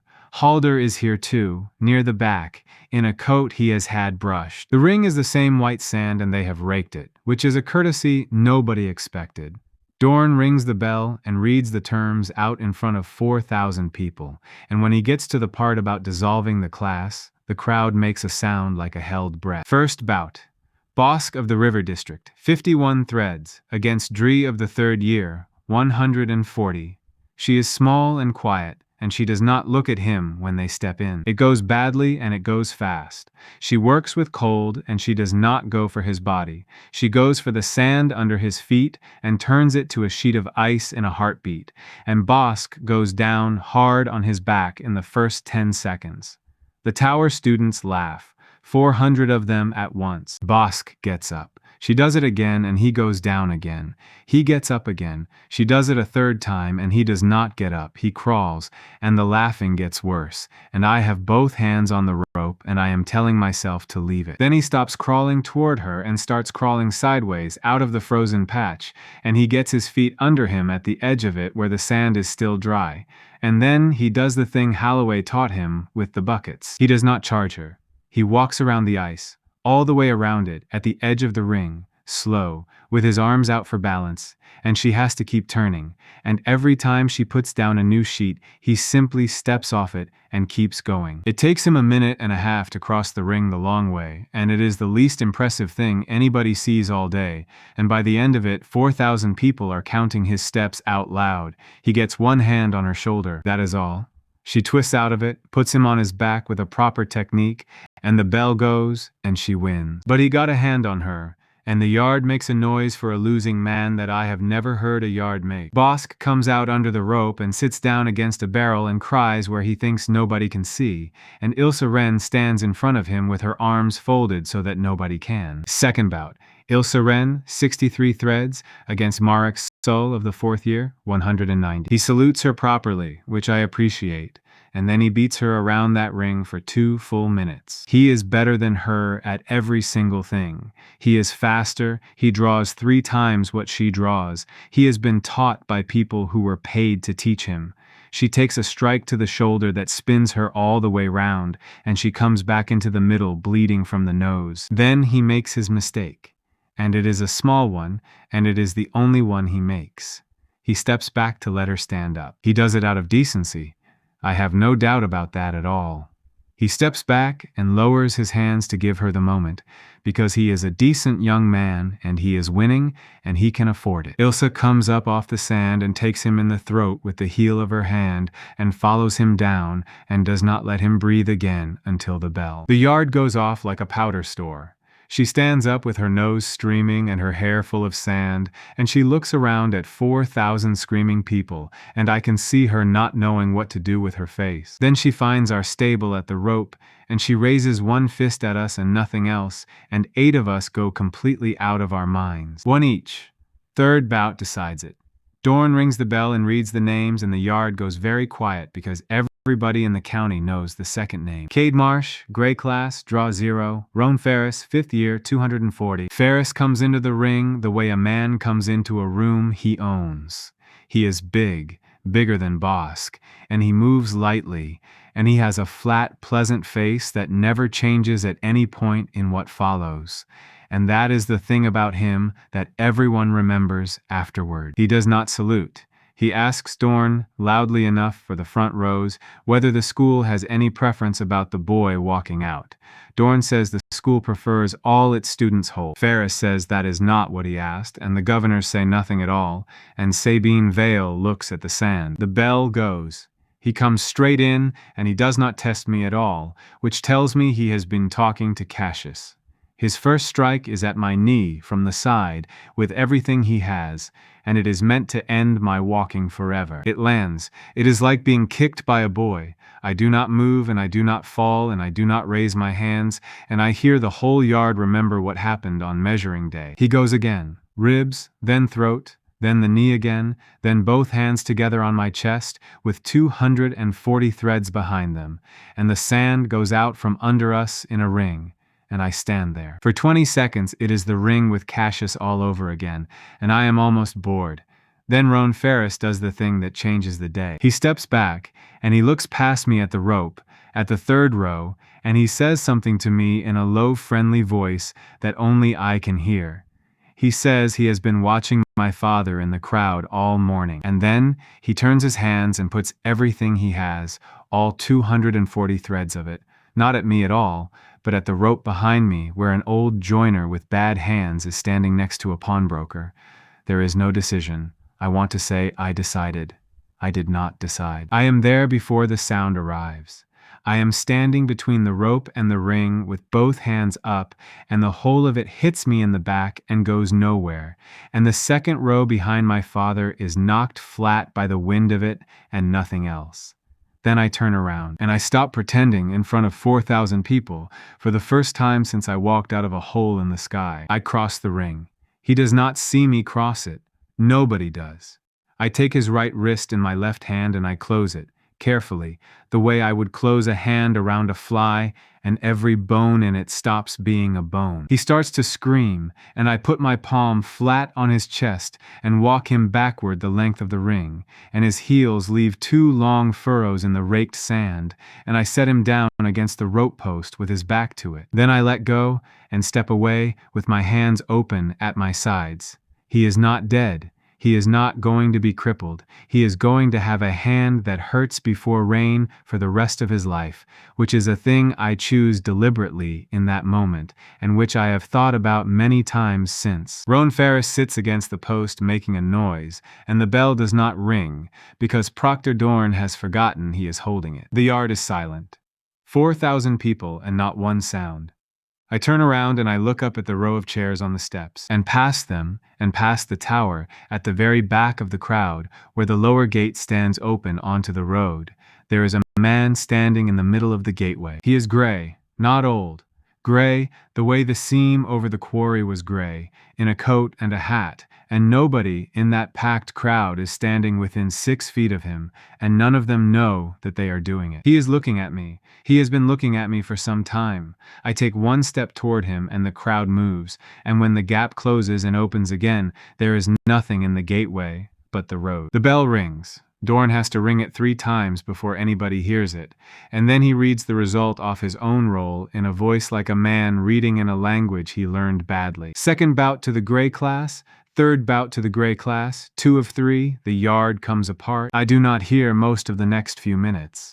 There are people over the rope, and Bosk has both arms around Ilsa and is swinging her, and Ilsa is hitting him about the head with an open hand and laughing, and somebody I have never met is shaking my elbow and shouting into my face. Holloway does not come over. She stands where she has stood the whole time at the corner post, with her arms folded, and she looks at me across all of it, and she does not smile, and I understand that she is the only person in that yard who is frightened. Then the governor stand up, and the yard quiets down, because 4,000 people can feel a thing being taken away from them before it happens. Sabine Vale comes to the front of the steps and says that the school will honor the charter, and that the 3 students who fought will be reassigned to the tower at the start of next term. 3 students. Just the 3 of us. She says it plainly and evenly, and it is exactly what the old rule says, word for word. And it means that Bosk and Ilsa and I move up the hill, and the other 6 go back to a leaking stable with no allowance and no class, because a class of 6 is not a class, it is a remainder. She has read that rule the way she reads everything. She was always going to. I say no. 4,000 people hear it because the yard is quiet, and I am standing in the middle of the ring, and Dorn actually flinches. Sabine asks me what I imagine I am refusing. I tell her I am refusing the seat. I tell her the charter says the school must reassign every student who fought, and says nothing at all about the ones who did not. She is right about the words and wrong about the day. I will stand in this ring until sundown before I walk up that hill and leave 6 people in a stable. She says the school does not negotiate with students, so I ask her for the charter again. I hear the yard understand it before she does. Somewhere up on the wall, a child screams with laughter, and it spreads, and within about 4 seconds, 4,000 people are chanting for a book. They bring it out on the cushion. They open it on the folding table under the canopy with the linen cloth, and I stand in the sand with my hands filthy and my shirt torn off one shoulder and read out the 11th page, which is the page she used on measuring day. Fees and burdens, it says. The school shall not levy upon a class what it has not levied upon the school. I ask her what the gray wing costs the 9th gate in a year. She does not answer, so Dorn does, because Dorn has the ledger and has spent his whole life being the man who answers when the room needs a number. 240 marks, he says, board and bread for 9. I tell the yard what the school took from my father for 1 hour of a stone drum.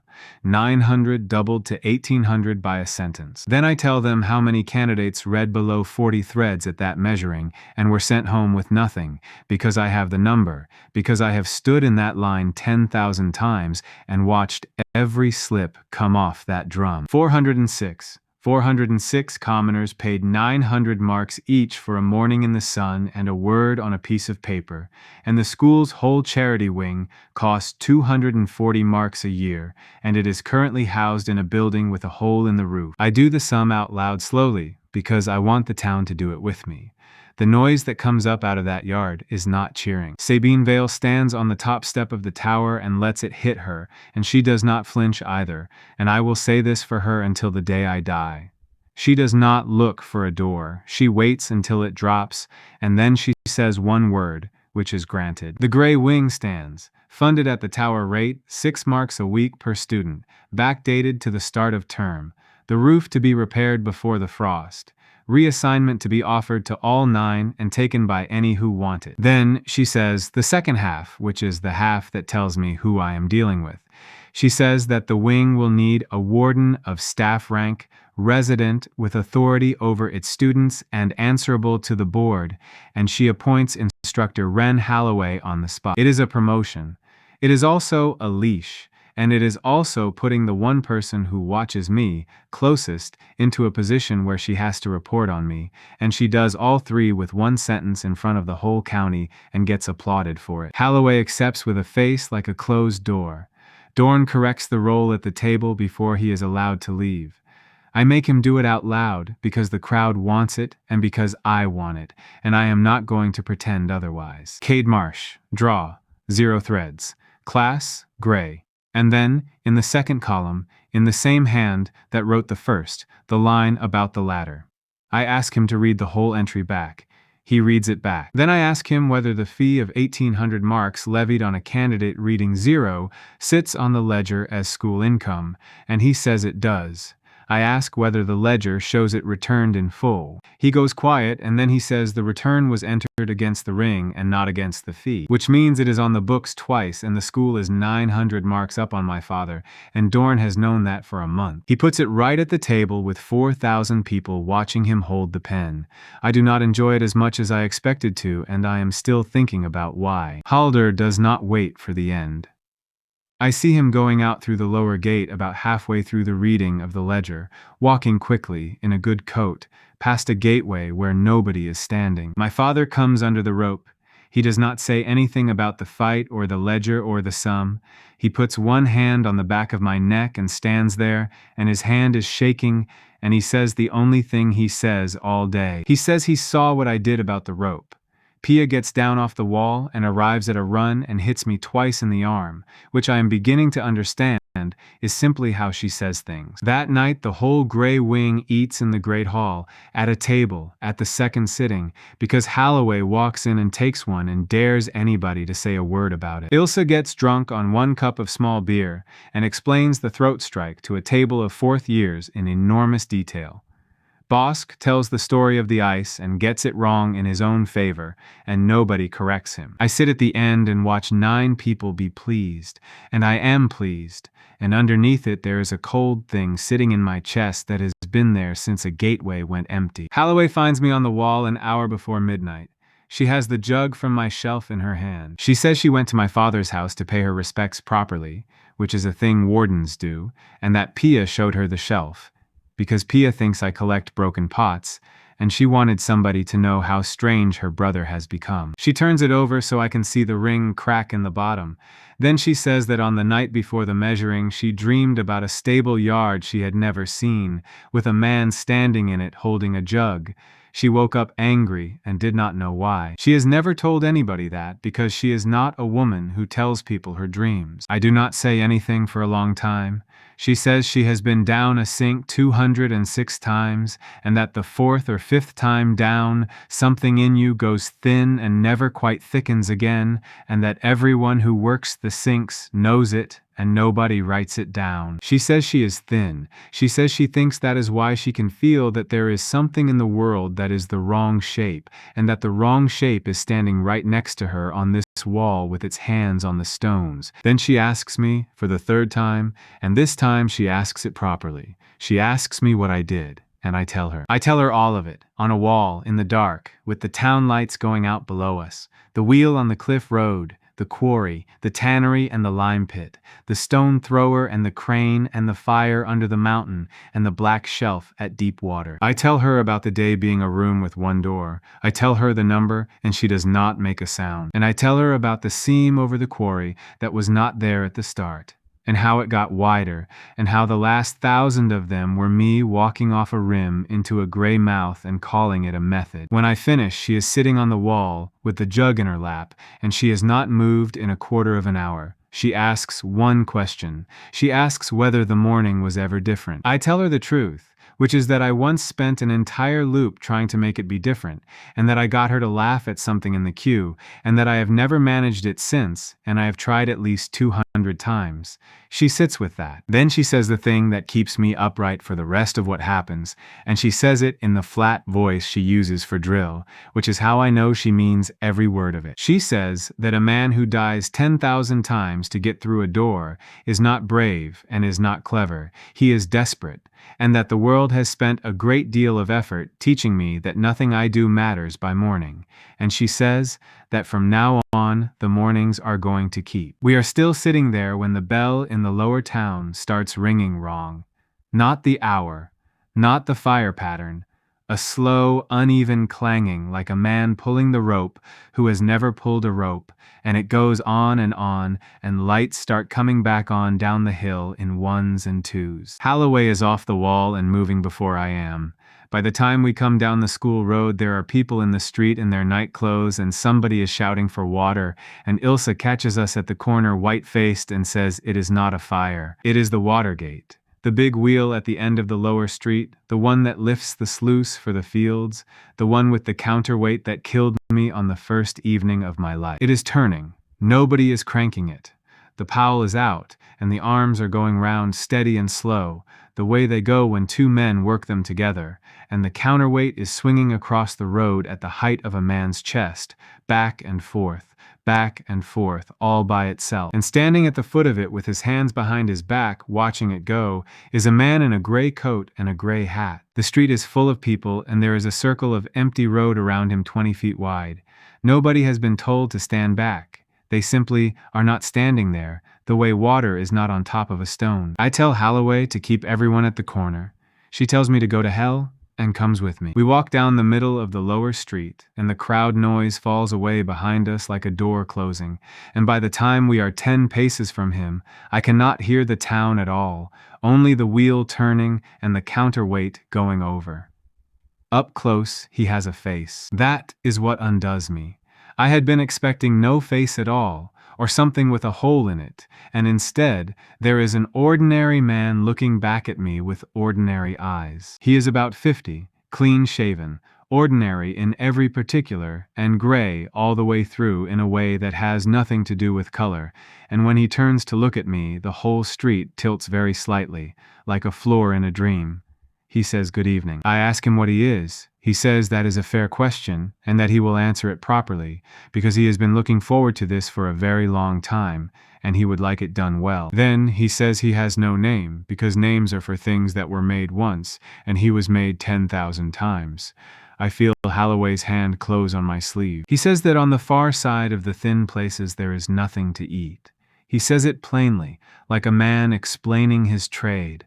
Nothing grows out there, and nothing lasts, and nothing is ever finished, and the things that live in it are always hungry. And then a door opened over a quarry in this county, he says, and a whole day came through it. He tells me what a day weighs. He says a day is not hours. A day is every person in it, and everything they did, and every word they said, and the exact shape of the wind at 4 in the afternoon, and it has a weight, and it is the richest thing that exists. And I threw one away, and then another, and then he says it with real wonder in his voice, and then he kept doing it. 10,000 days, he says, complete, furnished, populated, and thrown out the back door one after another for 111 days, by one man, on purpose, for a reason. I ask him what happened to them. He opens his coat. I am not going to describe it well because I did not look for long. There is no body under the coat. There is a depth, and in the depth there are mornings, all of them at once, stacked and folded and half chewed. I see the hill. I see 2,000 people in the sun. I see my sister in the ditch with a jug, thousands of her, at every angle, all of them saying my name. I see myself standing on a rim. He closes the coat. He says thank you. He says it simply, and I believe him, and that is the moment I understand that this thing is not angry with me, has never been angry with me, and that everything about it is going to be worse than anger. He says he grew. He says he was a pressure and a listening, and now he is a man in a coat standing in a street, and every bit of that is mine, and he would like me to know that he is properly grateful. Then he tells me what he wants. He wants one more. He says the 10,000 were good and are gone because a thrown day does not last. It only feeds.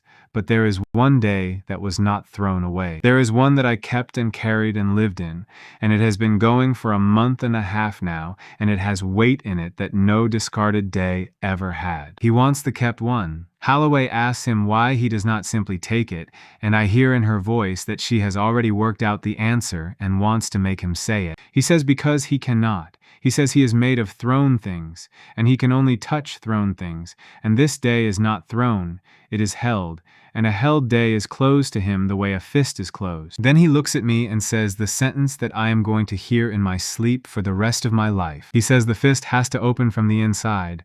I ask him whether he intends to kill me. He looks genuinely offended. He says that if he takes me by his own hand, he gets a corpse and an unopened day, which is worth nothing to him at all, and that he has waited 111 days, and he is not going to spoil it now out of impatience. He says he does not need me dead. He needs me to choose it, one more time, the way I chose it 10,000 times. And then, he says, and he is almost kind about it, and then everything since the arch goes into the coat with the rest, and you go with it, and you will not mind, because none of the ones in there mind. I tell him that will not happen. He says of course it will, and that we should both be honest because I have already proved something about myself that neither of us can pretend away. He says a man who has already thrown away 10,000 worlds to fix one afternoon is not a man who is difficult to persuade. Then he steps back and asks whether he may show me one small thing, as a courtesy, so that I understand what he is, and stop wasting both our evenings on doubt. He does not wait for permission. He takes off his hat. There is nothing under it. There is a gray space where a head should be, and out of the gray space comes a sound that is 4,000 people cheering, faint, as if from over a hill. He puts the hat back on. He says good night and thank you again, and that he will not trouble me for a few days because a hunt is a courtship, and only a fool rushes it, and then he turns and walks down the lower street toward the fields. He walks straight through the swing of the counterweight. It goes through him, and it does not slow, and it does not touch him, and he goes on down the road, and the wheel behind him stops turning all at once with a bang that shakes the windows. Nobody follows him. Nobody would have followed him. I stand in the lower street for a long time. Holloway says my name twice before I hear it. Then people start coming down off the corner because the wheel has stopped and the noise is over and the town is going back to bed, and a woman in a shawl walks past me and says, "What a night." And then she says something else. She says it is a shame about the ladder being called off. I turn around. I ask her what she means, and she says the school posted it this morning. The ladder is postponed to the spring, and there was no fight, and she got all the way up the hill with a basket before she found out. Bosk is standing 4 feet behind her. He is nodding along with her. He has his terrible hat in his hands and he is nodding, and he says yes, it was a shame. He had been looking forward to it. Ilsa comes down the street with her nose still swollen and blood dried in the corner of it, and asks what everyone is doing out, and when I ask her what happened to her face, she says she fell in the paddock. She says it easily. She is not lying. She has never been more honest in her life. 4,000 people watched a woman from a leaking stable put a fourth year on his back, and every one of them has had it taken out of their heads between midnight and 1, and my whole class is standing in the street talking about how they will get their chance in the spring. I run. I go up the hill faster than I have moved since the ring, and I put my hand on the tower door, and I find Dorn in the entrance hall in his nightshirt with a lamp, and I ask him for the roll. He gives it to me because he is frightened of me now. The entry is there. Cade Marsh, draw 0, class gray, and the second column, where he wrote out the latter result in front of 4,000 people with his own hand, is empty. The ink is not smudged and the paper is not scraped. There is simply nothing in the column, and there never was. Behind me, Wren Holloway is standing in the doorway with the lamplight on her face, and she has been reading over my shoulder, and she is white. I ask her whether she remembers. She says every second of it. We stand there in that hall, and we are the only two people in the county who watched Bosk walk around the ice, and I understand exactly what has been done to me and how good it is. He has not attacked anyone. He has not broken a wall or hurt a child. He has simply reached into a day I kept and taken out the part of it that was worth keeping, to show me that he can, and to make sure that the next time I am asked whether this day matters, I will already know the answer. In the morning, the gray class is in the stable. The roof is leaking in 2 places. There is no order on the board about allowances and no notice about a warden, and Holloway is not a warden. She is an instructor who has been posted to a stable, and the 6 marks a week has never existed. Ilsa is angry about something small, the way she was in the first week. Bosk is telling everyone what he is going to do in the spring.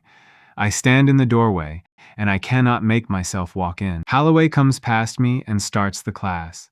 She takes them through footwork for an hour with a stick in her hand and her voice completely level, and I stand at the fence and watch a woman do a job in a world that has been robbed, and I have never respected anybody more in my life. At the break, she comes over and says 4 words. The mornings still keep. I tell her the mornings do not keep, the mornings have just been taken, and she says no. She says I am confusing 2 things, and I had better get them straight today, because everything after this depends on it. She says the day was not taken, it happened. Bosk walked around the ice, and Ilsa put a 4th year on his back, and I stood between a rope and a man who wanted to kill my father. All of that happened, and none of it is undone. What has been taken is the knowing. She says a thing that has happened and is not known is not the same as a thing that never happened, and that if I cannot feel the difference, then I have already agreed with him. I sit on the fence for a long time after that. Then I start working, because working is the only thing I have ever been able to do with a feeling. The first thing I do is go and find the boy in the lower town. It takes me 2 days. When I find him, he is on the same wall, and he remembers the horse in the ditch, and he remembers the gray man at the end of the road. And when I ask him about the ring and the glass and the 300 breaths, he looks at me blankly and asks if that is a story. So it went from him too, and the ditch stayed. The ditch is a thrown morning. The ring is a kept one.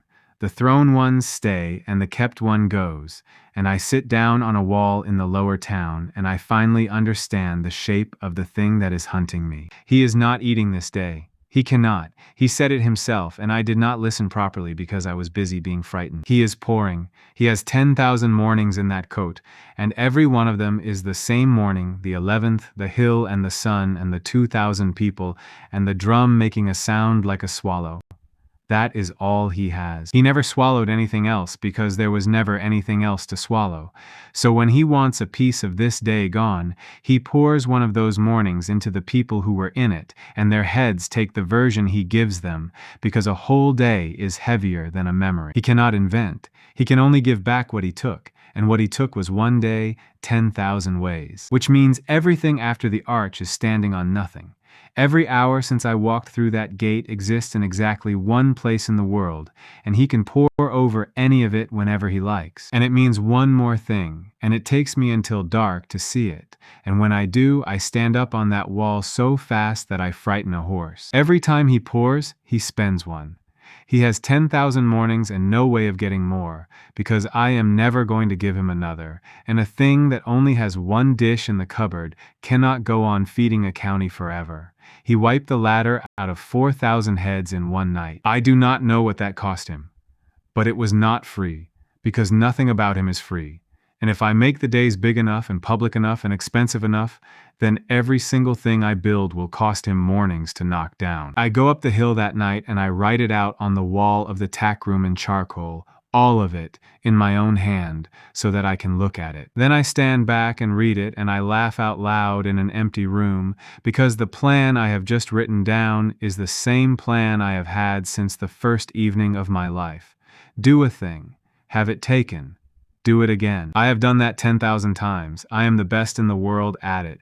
And this time, every single one costs him and none of them cost me. And I have to sit down on a feed crate because my legs have gone. Telling the class is worse than the fight. I do it the next morning, all 9 of them in the stable with the door shut, and I do not dress it up. I tell them about the wheel on the cliff road. I tell them the number. I tell them about the seam and the coat and the hat, and I tell them that 4 days ago every one of them fought or watched a ladder that they cannot remember. Bosk laughs, not unkindly. He genuinely thinks it is a joke and he is waiting for the end of it.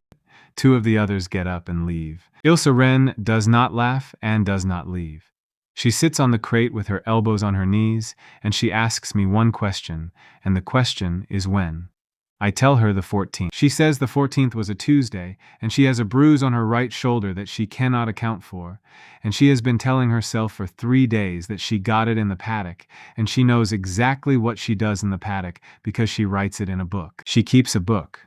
Of course she does. Ilse Wren has been writing down every drill and every bruise since the first week of term, because she does not trust this school to remember her correctly. She goes and gets it and brings it back and turns it round on the crate for everyone to see, and on the 14th there is nothing at all, and on the 13th there is a line that says 11 days of drill for the ladder, day 11, and after that a blank week. The whole stable goes quiet. She looks at the blank week for a while.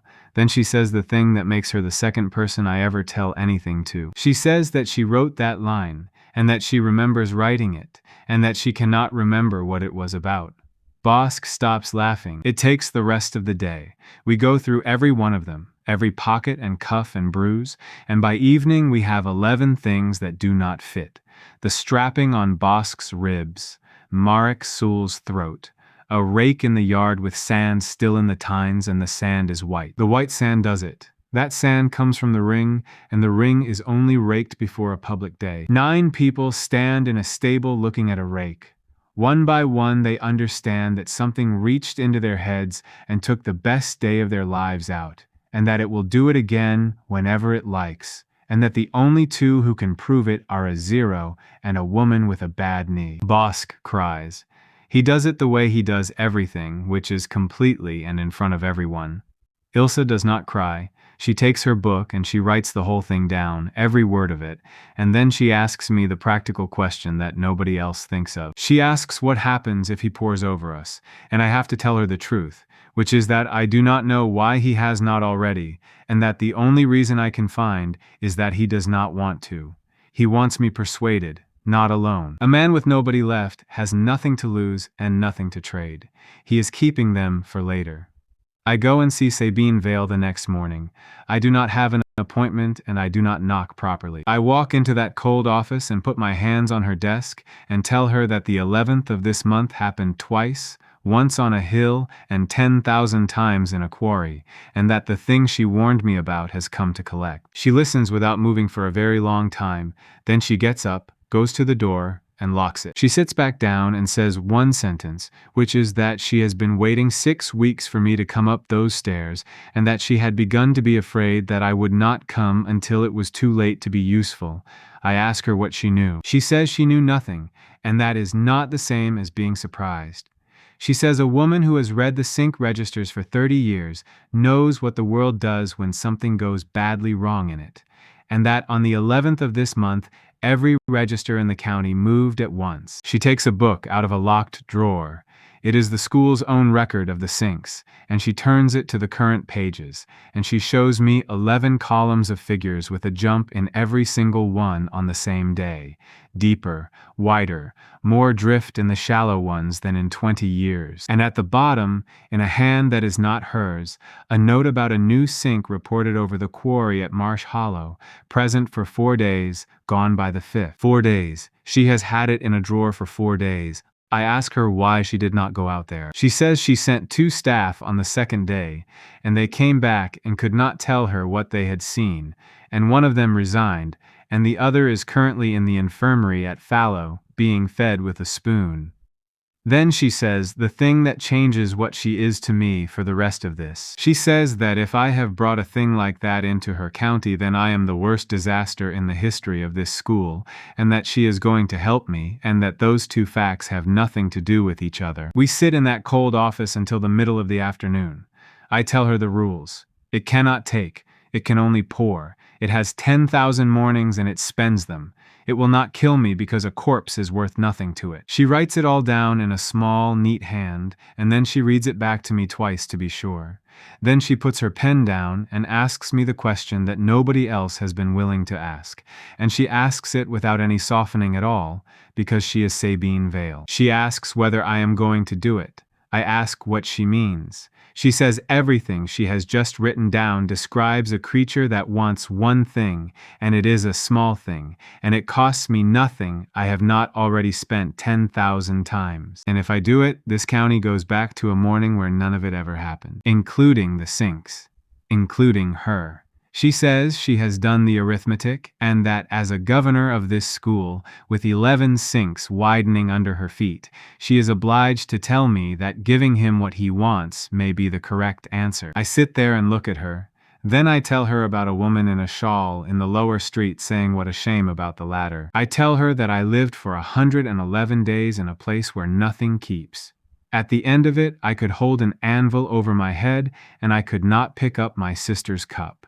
A man who lives like that stops being a man in a way that is very hard to describe and very easy to feel. And I tell her that if this day goes into that coat, then Bosk walked around the ice for nothing, and I would rather be eaten. Sabine Vale looks at me for a long moment. Then she picks up her pen and writes one more line at the bottom of her page and turns it round so I can read it. It says, "The candidate will not open the fist." She says, "Now we know the shape of the war," and she stands up and unlocks the door and calls for Dorn. What we do for the next 5 weeks is the strangest campaign anybody in this county has ever fought, because from the outside it looks like a school having an unusually good autumn. The plan is 1 sentence long: make days that cost him. Sabine Vale is very good at this, and being very good at this is exactly the same skill as being a governor, and I spend 5 weeks watching a woman I hate do things I could not do in 100 years. She reopens the deep register.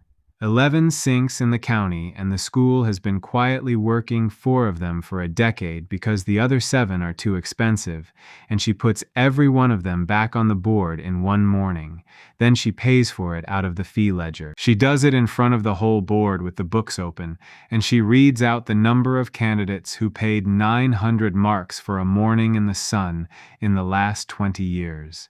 And she says the word income in a tone that makes 2 governors go the color of milk. The Ninth Gate has been running a very profitable business in disappointment, and everybody in the room has known it for years, and nobody has ever said it at a table with the books open. She gets it through. It costs her the chairmanship of the examinations and one very old friendship, and she does it anyway. By the end of the first week, there are 11 parties in the field, staff-led, mixed classes, and the Grey Wing is in all of them because I will not go without them, and everybody knows it.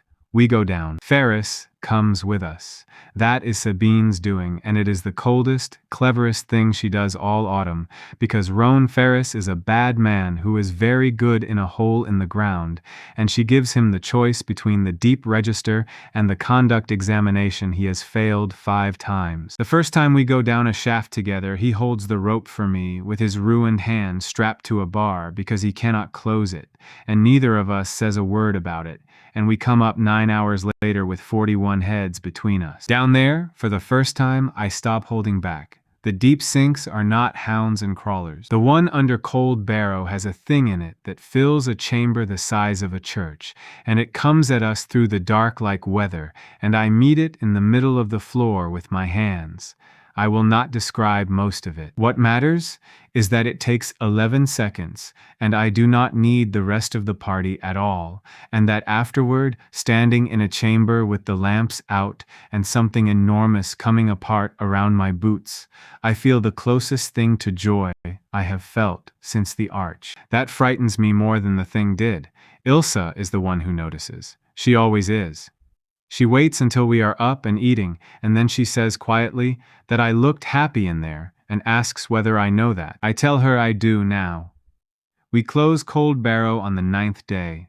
Nobody has closed a deep sink in this county in 19 years. The whole town comes out to see the party come back, and there are 11 carts of drift, and Bosk rides on top of the first one wearing his terrible hat. That night the coat spends a morning on it. By breakfast, the town remembers a small party bringing back 2 carts from a shallow run, and Cold Barrow is still on the register as open, and the celebration is gone out of 400 heads, not out of ours. That is the thing we work out in the first fortnight, and it is the single most important fact of the war. He cannot pour into the 9 of us, or into Holloway, or into Sabine Vale, and we spend 3 days being terrified of why until Ilsa works it out with her book on the table. He can only give people the 11th, and to take a day out of a head, he has to give that head a whole morning that fits. Ilsa Wren has a book with her own handwriting in it. Wren Holloway is thin from 206 descents. Sabine Vale wrote down the rules of the war in a locked drawer and reads them every day. And the 9 of us have been standing in a stable being told the truth for a fortnight. A head that already knows will not take the pour. It shows. The seam does not close. So the coat leaves us alone and works on everybody else, and every single night we watch a county forget something it was proud of, and every single morning we get up and make it happen again. We count. Ilsa keeps the count, and she keeps it in a book that never leaves her body. Every erasure gets a line and an estimate, and the estimate is the hard part, because a night that wipes 4,000 heads cannot cost the same as a night that wipes 400. Sabine works the arithmetic with her. 2 women, 123 and 156, sitting in a cold office arguing about the price of a memory in mornings. By the end of the 5th week, they have a number they are willing to say out loud. He has spent between 900 and 1,100, which means he has around 9,000 left. And at the rate we are making him work, we will be at this for 4 years, and everybody in that room knows it, and nobody says it, because 4 years of this is still better than the alternative, and we have nothing else. Then he changes what he is doing, because he is not stupid either. I come home on a Tuesday evening with my father's bench vise on my shoulder. It weighs 311 pounds, and it has taken me 4 days to find it in a scrapyard in the port, and 2 days to argue the price down, and I have carried it 11 miles because I did not want to pay for a cart when I am the cart.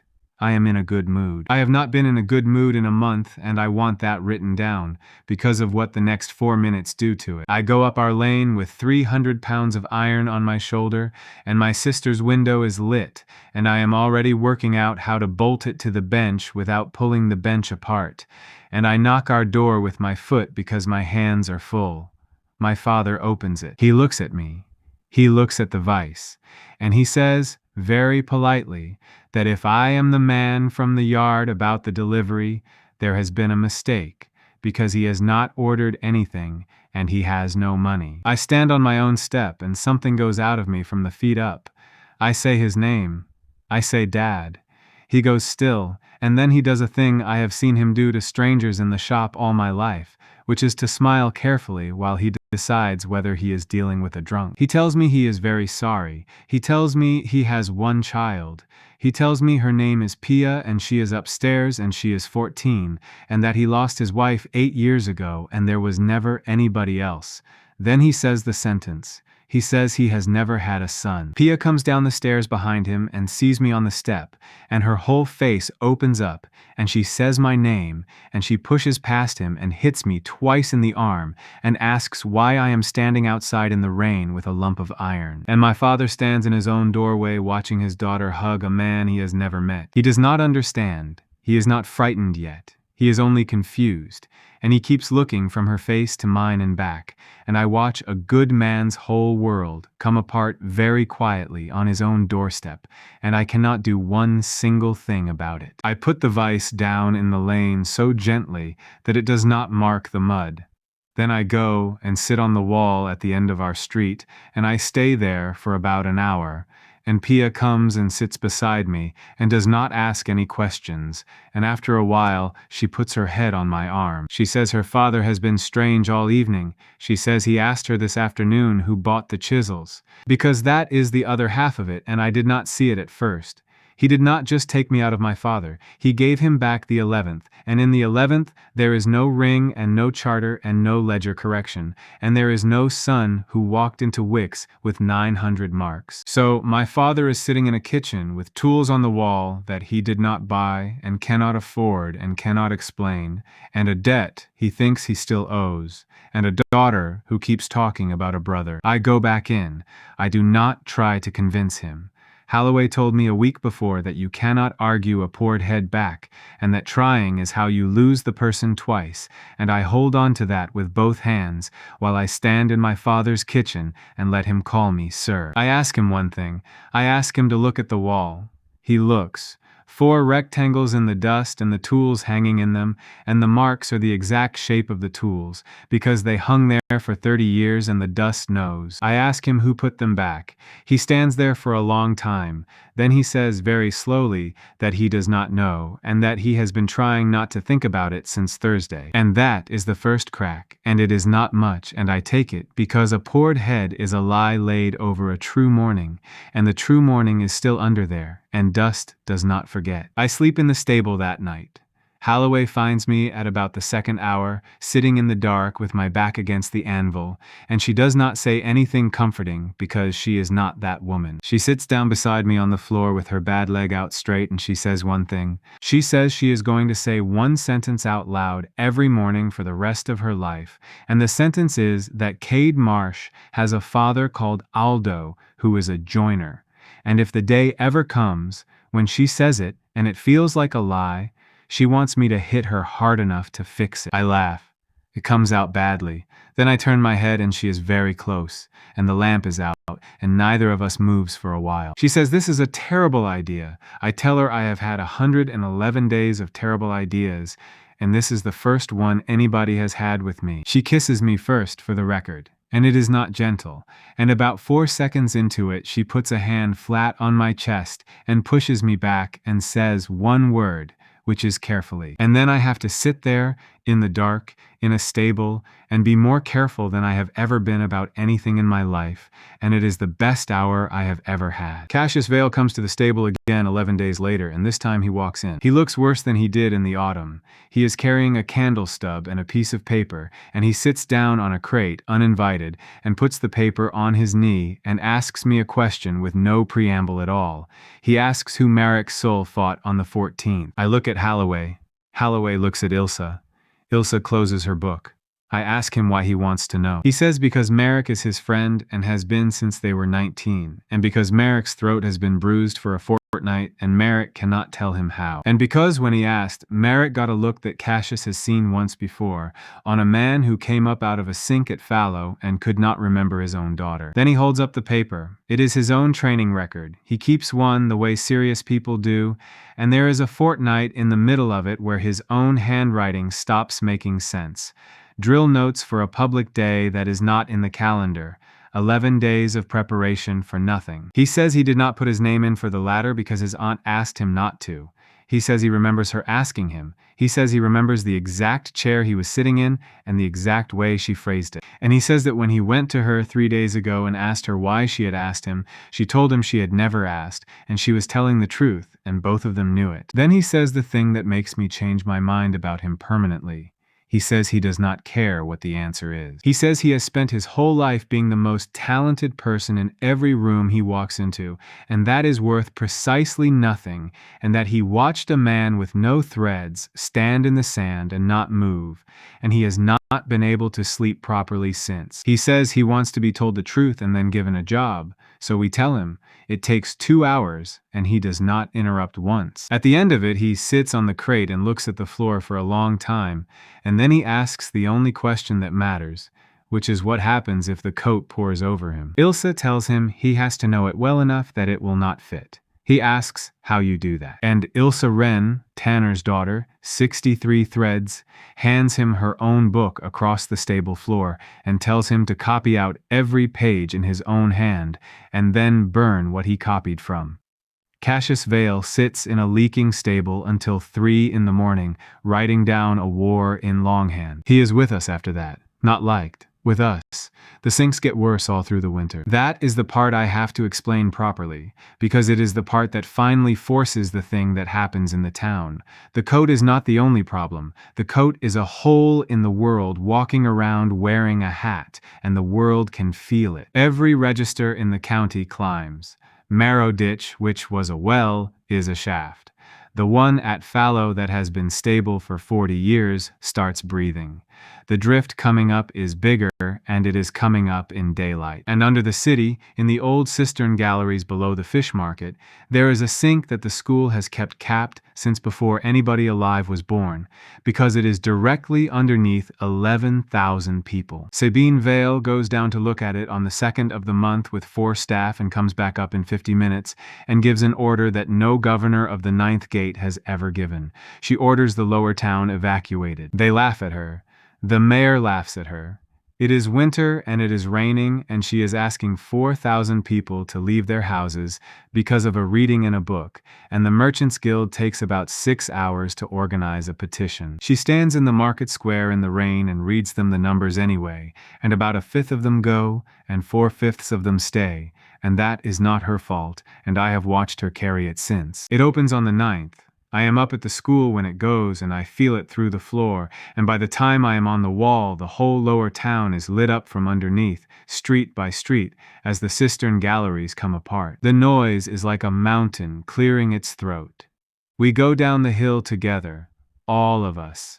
9 gray students, Halloway, Ferris, Cassius, and about 40 Tower students who were not asked and came anyway, and Sabine Vale walking at the front with a lamp because she will not be carried. What comes out of that sink is not like the deep ones. It is worse in a specific way, which is that there is a very great deal of it, and none of it is large. They come up the drains. By the time we reach the fish market, the streets are moving. It is like watching a floor pour itself uphill, and there are people on the roofs already, and people in the water, and people running the wrong way, and there is no line to hold because there is no line. So we make one. I go into the middle of the market square and I stop being careful. I want to be clear about what that is like because I have never told anybody properly, and I am not going to get another chance. For 6 weeks I have been holding an egg. For 111 days before that, I was a man learning how to die efficiently. And for about 2 hours in a fish market in the rain, I am exactly what 10,000 deaths made me, with nothing held back, and it is the worst thing I have ever been, and I was very good at it. I do not use my hands after the first few minutes. I do not need to. I stand in the middle of that square and I move, and what I move through stops existing, and the sound of it brings up every window in the street.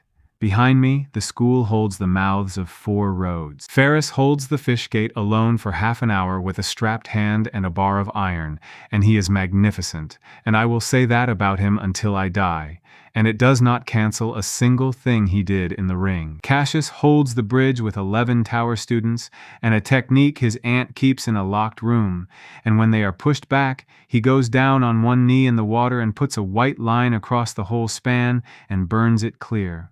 Holloway runs the evacuation. She never once comes into the fighting, and she has been asked about that 11 times since, and she has never once given anybody a straight answer about it. She stands at the top of Cooper's Lane with a stick and a voice, and she moves 4,000 people up that hill in the dark, in the rain, and afterwards nobody can tell me how many she saved because nobody was counting, and she has never forgiven anybody for that. And Bossk holds the north drain. It is not the important position. That is the thing that I think about most. It is a grating in a wall in a side street with a cellar behind it, and we put him there because it was the safest place we had, and because Ilsa asked me to. At some point in the second hour, the cellar behind it comes in, and instead of a grating, there is a room, and instead of a room, there is a way up into the whole northern quarter, where about 600 people are still in their houses. He stands in it. He has 51 threads and a terrible hat, and he stands in a broken doorway in a side street for 11 minutes on his own with a spike, and when Ilsa gets to him, there are 9 of them on the floor, and he is still in the doorway, and he will not come out of it. He has a hand on either side of the frame. She told me later that she thought he was holding himself up. He was holding it shut. We put the sink down at the 4th hour. Sabine Vale caps it herself with 4 staff, and it takes them until dawn, and I carry the stone for them because the stone weighs 11 tons, and there is no crane in the world that could get it down those stairs. When I come up out of the galleries, the rain has stopped, and the sky over the roofs is going gray in the east, and Ilsa Wren is sitting in the middle of a side street in the north quarter with her book in her lap, not writing. I do not go over straight away. I stand at the end of that street for a while. Then I go over and sit down on the wet stones next to her, and she hands me the hat. We bury him on the 6th day, and the whole lower town comes, and this time nobody takes it out of anybody's head, and I have thought about why for a long time, and the only answer I have is the one I do not like. He did not need to take it. It was doing his work for him. Because at the graveside, in front of 400 people, with Bossk's mother holding on to Ilsa's arm, I look across the churchyard, and there is a man in a gray coat standing at the wall with his hat in his hands, being respectful. Nobody is standing within 6 feet of him. I go over. Holloway comes with me, and Cassius comes with Holloway, and I tell both of them to stay at the path, and for once they do. He says he is sorry for my friend. I ask him whether he did it, and he says no, and I believe him, and that is the whole problem. He says the world is thin because he is in it, and that he did not open that sink any more than a man opens a floor by standing on it, and that he takes no pleasure in any of this at all. Then he makes his offer at a graveside in a completely reasonable voice. He says 1 step. He says that is all it has ever been. 1 step off any rim in the county, and it is the 11th of last month again, and there is no sink under the fish market, because the sink under the fish market opened because of a thinness that will not have happened yet. And the boy in the doorway is at home in the river district, asleep in a bed, he says, with his hat on a nail. I stand in a churchyard and I look at the grave and I do the sum that he wants me to do, because I cannot not do it. Everything that has happened in 57 days for 1 step. Bossk alive, my father knowing my name, 4,000 people in the lower town who are in the school hall tonight because their houses have no floors, 11 sinks back where they were, a county that is not being eaten. And all it costs is a day that nobody remembers anyway. I stand there for a long time. I want it written down that I stood there for a long time because I am not going to pretend I am better than I am. Then I tell him no.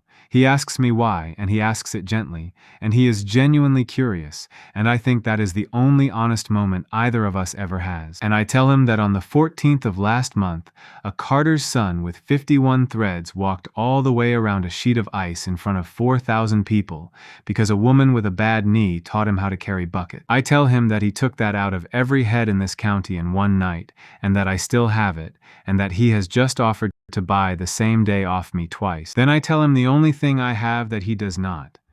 I tell him that a day you keep is not the same as a day you have. He has 10,000 mornings in that coat, and not one of them is his, and he has been alive for 57 days, and he has spent every one of them trying to get a man to hand him something, because he cannot make one single thing of his own. He puts his hat back on. He says that he had hoped I would be reasonable, and that he will now stop asking, and that he wants me to understand that everything which happens from here happens because I chose it at a graveside with my friend in the ground. Then he says that he is going to go away now and find something I will not be able to add up, and that when he brings it to me I should remember this conversation clearly. And he walks out of the churchyard through the gate, past 400 people who do not see him, and I stand there with a terrible hat in my hands, and I know exactly what he means, and I cannot get home fast enough. I go up our lane so fast that I take the gatepost out of the ground again. The door is open. The fire is lit. There is a pot on it, and the pot has boiled, dry, and burned, which is a thing that has never happened in that kitchen in my life, because my mother did not allow it, and my father has not stopped following her rules. My father is sitting at the table with his hands flat on the wood. He looks up at me and he says my name. He says Cade, and he says it the way he has said it every day for 22 years, and for one whole second I am so relieved that I have to hold the doorframe. Then he asks me where Pia is. She is not upstairs. She is not at the well. Her boots are on the step by the door, and her coat is on the hook, and the back door is open onto the yard, and there is a clay jug lying on its side in the grass with the water running out of it. I am in the lane. I am on the roof. I am at the well, and the market, and the churchyard, and the school, and I cover the whole town in about 11 minutes, and there is no Pia anywhere in it. I come back to the yard, and I stand in it, and I make myself stop and look properly, and that is when I see it. There is no mark in the grass, not a footprint, not a scuff, not a bent stem. She walked out of that back door barefoot into wet grass, and there is nothing at all, and the jug is lying where a thing falls when a hand stops being there to hold it. Holloway is behind me in the yard. I did not hear her come. She says one word, which is coat, and I say yes. Then I go to my knees in my father's garden, and I make a noise that brings people out of their houses at the other end of the lane, and Wren Holloway does not touch me and does not say anything, and she stands beside me until I stop. Here is the part I have to say plainly. She is not dead. That is the first thing we establish, and it takes Sabine Vale about 4 minutes with a book to establish it, and it is the only reason any of the next 3 days are survivable. The coat cannot kill. It has never killed anything. It takes what is thrown away and it keeps it, and it has been telling us the truth about itself since the first night in the lower street, because it has never once needed to lie. But Pia was not thrown away. That is the thing we cannot make fit, and we sit in Sabine's cold office all night arguing about it, 5 of us, with every book in the room open. Ilse gets it at about the 4th hour. She says it out loud with her finger on her own page, and when she says it, she goes so pale that Cassius makes her sit down.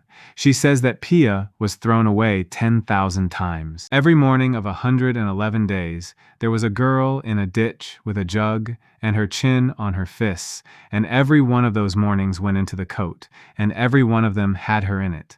Complete, alive, talking, winning ties. So there is a version of my sister in that coat 10,000 times over, and the coat can touch what it holds, and what it holds is her. It did not take the Pia standing in my father's yard. It reached out with 10,000 of her and it poured, and the girl in the kitchen came out onto the wet grass and looked at whatever was standing there and saw herself and put down the jug and went. Sabine Vale puts her pen down and says the only thing anybody says for about a minute. She says that it did not steal a child. It offered a child a mother's worth of company, and the child went willingly, and there is no law in any book she has ever read that covers it. Then she asked me the question she asked in the autumn, and this time she asked it kindly, which is worse. She asks whether I am going to do it now, because this is the one. This is the thing I cannot add up. My sister is in a coat with 10,000 of herself, and the only door out of it that anybody knows about is one step off a rim, and there is no arithmetic on this earth in which I do not take that step. I sit in that office for a long time. Then I say the thing that has been sitting in my chest since the churchyard, and I say it slowly, because I want to hear whether it is true. I say that if I step, this day goes in the coat with everything else.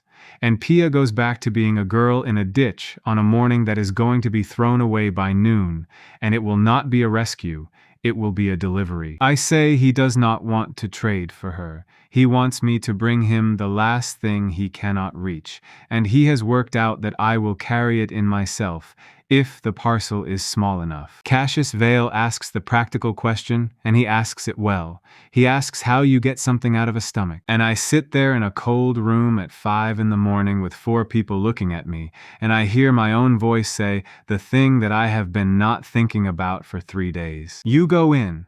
Holloway is on her feet before I finish the sentence. The argument goes on for 2 hours, and it is the worst 2 hours of my life, and I win it. And winning it is worse than losing it would have been. Here is what it comes down to, and Sabine writes every line of it on one sheet of paper in her small, neat hand. The coat is made of thrown days. Every one of those days is mine.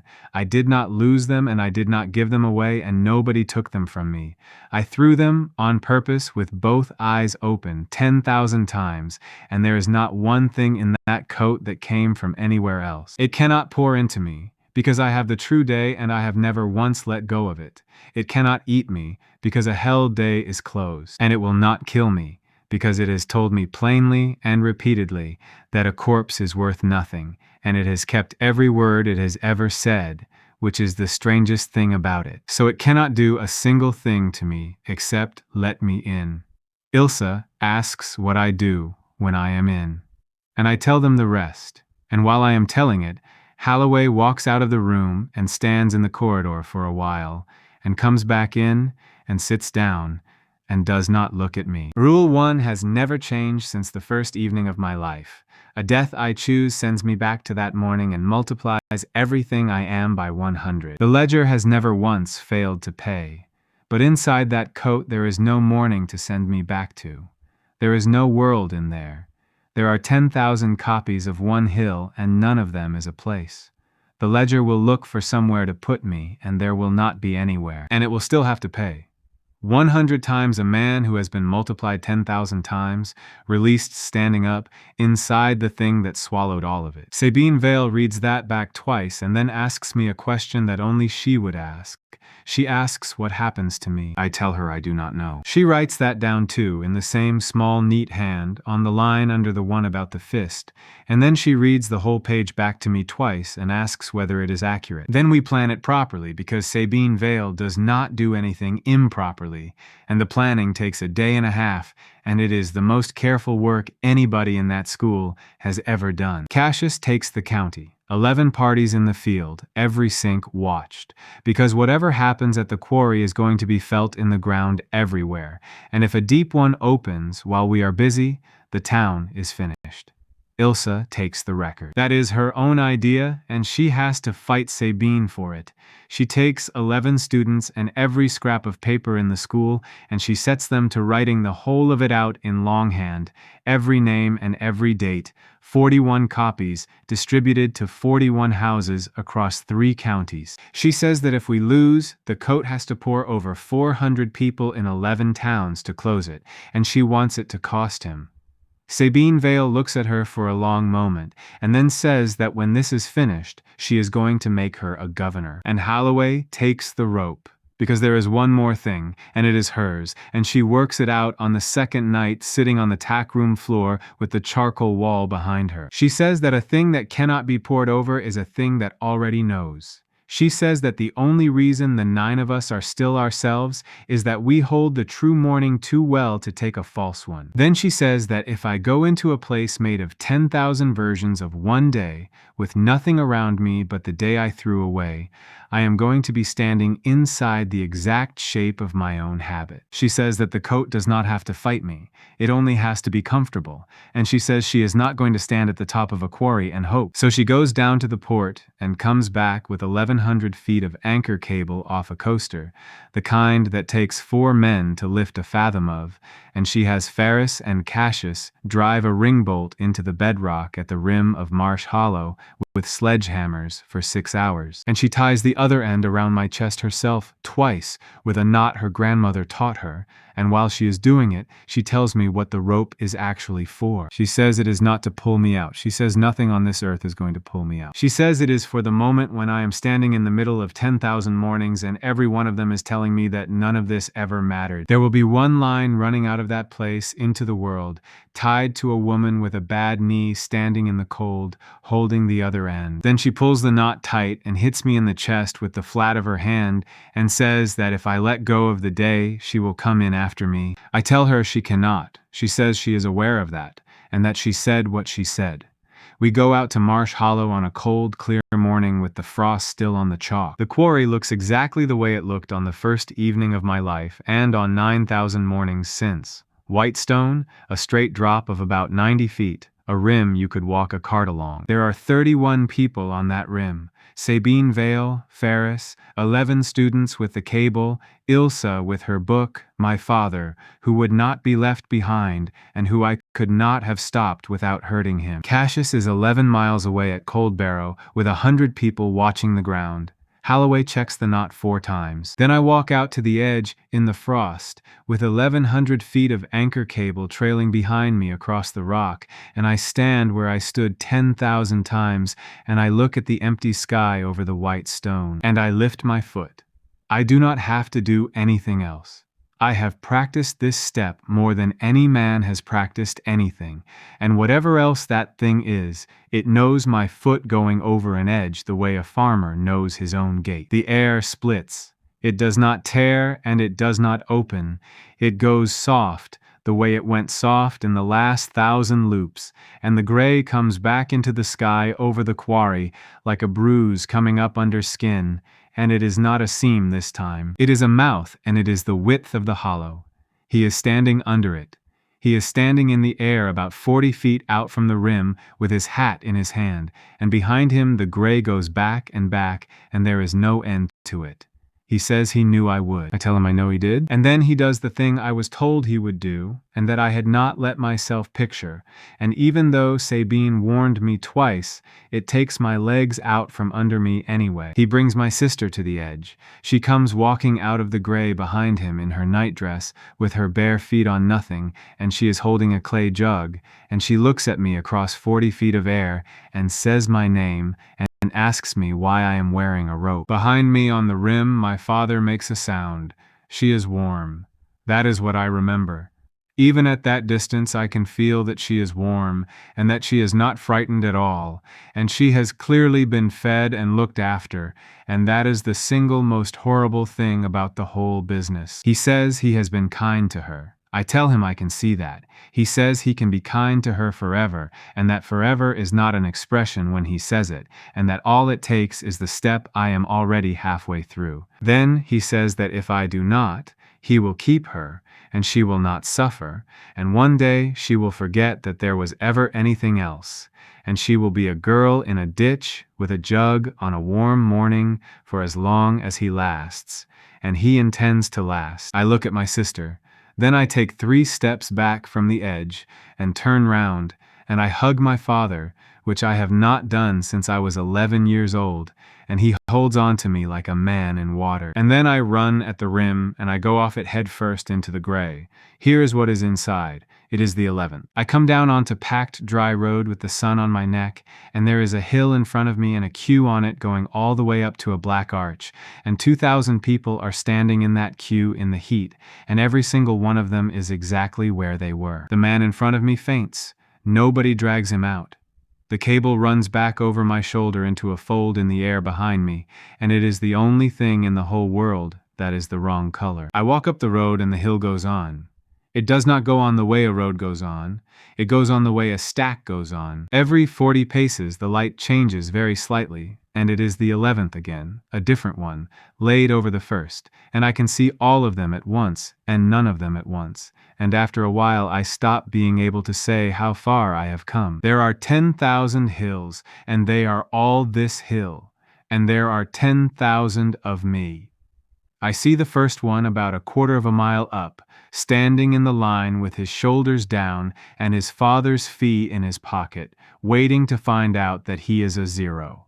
He does not see me. Then I see one going the other way down the slope with a pair of boots in his hands. Then I see one holding a horse on its side in the ditch, one sitting in the weeds with his sister, one walking fast toward the tannery with his jaw set, one coming out of the quarry road at a run at 9 in the morning, going to do it a second time before the sun is properly up. They are all working. Every one of them is busy. Not one of them looks up. And it is comfortable. I have to say that clearly because it is the trap, and it is a good one, and it very nearly has me. It is warm. It smells like the road. My legs know it. There is a queue and a job and a thing to do, and nobody in this whole place has ever once asked me to hold an egg. I get about a mile up the hill before I notice that I have stopped thinking about my sister. I stop dead in the road. I cannot remember the name of the woman with the bad knee.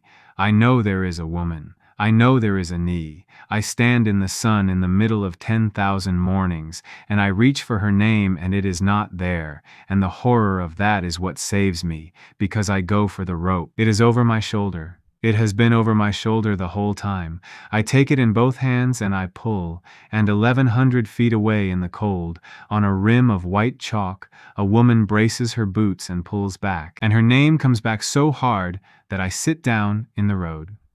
Wren Halloway. Bad knee, took a spear at Fen Crossing, 206 sinks, teaches a man to carry a bucket up a stair, drinks straight out of the jug, hits the flat of her hand on your chest, and calls it a knot. I get up and I go on and I do not let go of the cable again for the rest of it. Hand over hand, up a hill I have climbed 10,000 times, holding a rope like a man in a fog. I find my sister at the top. Not one, all of them. The whole slope above the arch is full of her. And they are all 14, and they are all in the ditch, and they are all holding a jug. And when I come up over the rise, 10,000 girls turn and look at me and say my name at the same time. Cade. Over here, it is the loudest thing I have ever heard, and I stand there and I understand exactly what he has done. He has not hidden her, he has done something far better. He has put her in a crowd of herself, and every one of them is true, because every one of them was real on a morning I threw away. Any one of them would come with me. Any one of them would be my sister, and 9,999 of them would be a girl from a day that does not exist, walking around in my father's house for the rest of her life, and I would never know. So I asked them a question. I asked them all at once, in a voice that carries the whole way up that slope. I asked them who wore the hat at the graveside. And 10,000 girls look back at me with their chins on their fists and their heads tipped, and not one of them knows what I am talking about. Not one of them has ever heard of a carter's son called Bosk. Bosk had 51 threads and a doorway, on a day that was never thrown away, except one. She is halfway up the slope on the left, and she does not answer. She puts down the jug. She puts it down and stands up out of the weeds and starts running. She runs straight through about 400 copies of herself without touching any of them, and she hits me so hard that I nearly go over backwards. She is shouting into my coat that his mother wore it. She wore it all the way to the church. I hold my sister on a hill made of thrown-away days, and I do not break a single one of her ribs, and I would like that written down, because it took me 111 days to learn how. I put the cable in her hands. I wrap it twice around her waist and I knot it the way Wren knotted mine, and I make her say it back to me, hand over hand. Do not stop. Do not look at anything. She asks me if I am coming, and I tell her the truth, because I have never once lied to her, and I am not going to start on a hill in a coat. I tell her I do not think so. She will not go. She gets her fists in my shirt, and she will not go. So I do the worst thing I have ever done, which is take my little sister's hands off me one finger at a time with a strength she cannot fight, and turn her round and put the rope in front of her and tell her to walk. She walks. She goes down that hill hand over hand, crying through 10,000 copies of herself who do not turn to watch her, and I stand at the top and I make myself look until she goes into the fold in the air, and then the cable jumps twice. 2 pulls. That was the signal. Ren has her, and then it is just me and the hill. He is behind me. He has been behind me for some time. He is not a man in a coat anymore. There is a shape at the top of the hill under the black arch where the reader should be, and it is the size of a building, and it is gray all the way through, and it is made of mornings. He says that was well done. He says it without any anger at all. He says that he did not think I would find her, and that he is genuinely impressed, and that it changes nothing, because I am still standing in the middle of him with no rope on and no way out. Then he says that he can wait. He says he has 10,000 days, and I have 1. In an hour or a week or a year I will sit down in this road, and this hill will be comfortable, and I will forget her name the way I forgot the other one, and he will have the last thing he wanted without ever reaching for it. And he is right. That is the thing. He is completely right, and both of us know it. So I do the only thing left, and it is the thing I came here to do, and I have been thinking about it for 4 days, and I have not been able to say it out loud once. I ask him a question first. I ask him whether he has ever made anything. He says he does not understand the question. I tell him that is what I thought, and then I tell him the last true thing I have. I tell him that I have thrown 10,000 days away, and every single one of them is standing in this coat with him, and that they are mine, not his. He never earned one. He has spent 57 days pouring out my rubbish onto a county and calling it teeth. And I tell him that I am the only man alive who has ever paid for anything with his own death, 10,000 times, and that I have 1 left. Then I ask the ledger to open. It opens. It has never once failed me. Small, tidy hand, printed on the inside of my eyes, on a hill made of thrown days, at the top of a road I have walked more times than anybody has ever walked anything. Ledger open. 10,000 entries recorded. Standing. Held. I ask it what happens if I choose 1 more. And for the first time in 111 days, it does not answer straight away. Then it prints 1 line. There is no morning here to return you to. I tell it I know. I tell it that the entry still has to be paid, because it has always been paid, because that is the only rule this thing has ever kept, and if there is nowhere to send me, then the payment has to land where I am standing. The hill has gone very quiet. 10,000 copies of me have stopped in the road, and every one of them is looking up at once, and 2,000 people in a queue have turned around, and the shape under the arch has stopped talking. He says my name. It is the only time he ever does. And I stand at the top of a hill inside the belly of the thing I fed for 111 days, and I think about a doorway in a side street in the North Quarter, and about a woman standing in the cold holding a rope, and about 4 clean rectangles in the dust. Then I say the words out loud, because it seems right to say them out loud. I choose it. Entry 10,001, the ledger prints. Death by choice, no return available. Multiplier applied in place. And then everything that 111 days of dying ever bought me comes out of me at once. On the rim of Marsh Hollow, 31 people are lying flat on the chalk with their arms over their heads. The gray over the quarry goes white from the middle outward.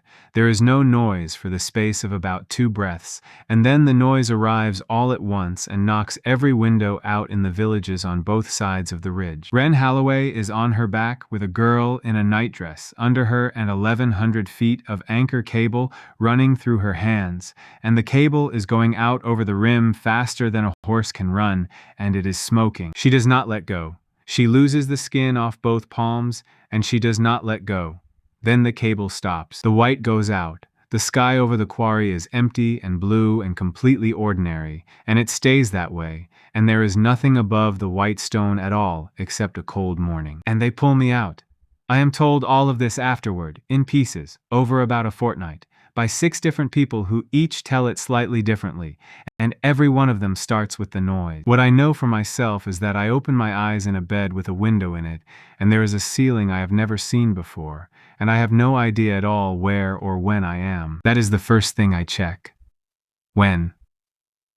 I lie there and I feel for the sun on my neck and the queue and the man in front of me fainting, and none of it is there, and I am in a bed in a room and I put my hand on the wall to be sure it is a wall. Then Pia comes in with a bowl of something and drops it on the floor. I am in the infirmary at the school, and it is 11 days later. She gets my father gets Ren gets everybody, and there are so many people in that room within 4 minutes that Sabine Vale has to clear it with her voice. And then she stands at the end of the bed and looks at me for a long moment and says one word. She says congratulations, and it is the first time I have ever heard her be uncertain about anything. I try to sit up and I cannot. That is the first thing I notice, and I do not understand it for another half a day, because a man who has been asleep for 11 days is going to be weak, and I put it down to that, and I am wrong. The next morning I try to pick up the water jug on the table beside the bed. I get both hands under it, and I lift, and it is heavy. I sit there in a bed with a jug of water in my hands, and it is heavy, and my arms are shaking with the ordinary weight of it, and I start to laugh, and once I start, I cannot stop for some time. The ledger is gone. I check the way you check a tooth.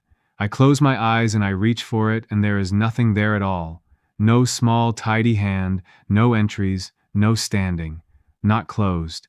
Gone. The way a room is gone when the building has been taken down. They put me on the reader on the 15th day, at my own request, with only 4 people in the room. 0 threads. Dorn reads it out in a completely flat voice, and then he does something nobody expects, which is that he puts the slip down and says that in 29 years of working that drum, he has never once been sorry about a number, and that he is sorry about this one. I tell him it is the same number as last time. He says that is precisely what he means. Here is what happened to the county, as far as anybody has been able to put it together, and Ilse Wren has written 11 pages on it, and I have read all of them. Every sink in the register dropped in a single morning, and I want to be exact about the word, because the school was exact about it in the report. Not closed. Dropped. Back to the depths they were at before the 11th of the autumn, and 8 of them have kept dropping since, and the 2 deep ones at Cold Barrow and Fallow are now shallow enough that a student party can work them. The one under the fish market is dry. Sabine Vale sent 4 staff down in the spring, and they came up and said there was nothing there, and one of them said it was like a wound that had been healed for years. And for about an hour on the morning it happened, the whole county remembered the 11th. All of it. Every person in 4 towns stopped what they were doing and stood in the street and remembered a morning in the autumn and remembered it 10,000 times over, and it is the strangest hour in the history of this place, and there are 11 different accounts of it in the school library. Some people saw a boy holding a horse in a ditch. Some saw 2,000 people laughing at a slip of paper. A woman in Fallow, who has never been to the 9th gate in her life, saw a man walk off the rim at Marsh Hollow 90 times, and afterwards she came here to find out whether he was real. And when it passed, it left the true one behind. 4,000 people woke up on the 12th of the spring, knowing that they had watched a ladder in the autumn. They remember the ice. That is the part that matters, and it is the only part I asked about. They remember a carter's son from the river district walking all the way around a sheet of ice at the edge of the ring with his arms out, and 4,000 people counting his steps. His mother has heard it from strangers in the market 11 times. The school did not survive it in the shape it was in, and I want to be accurate about who did that, because it was not me.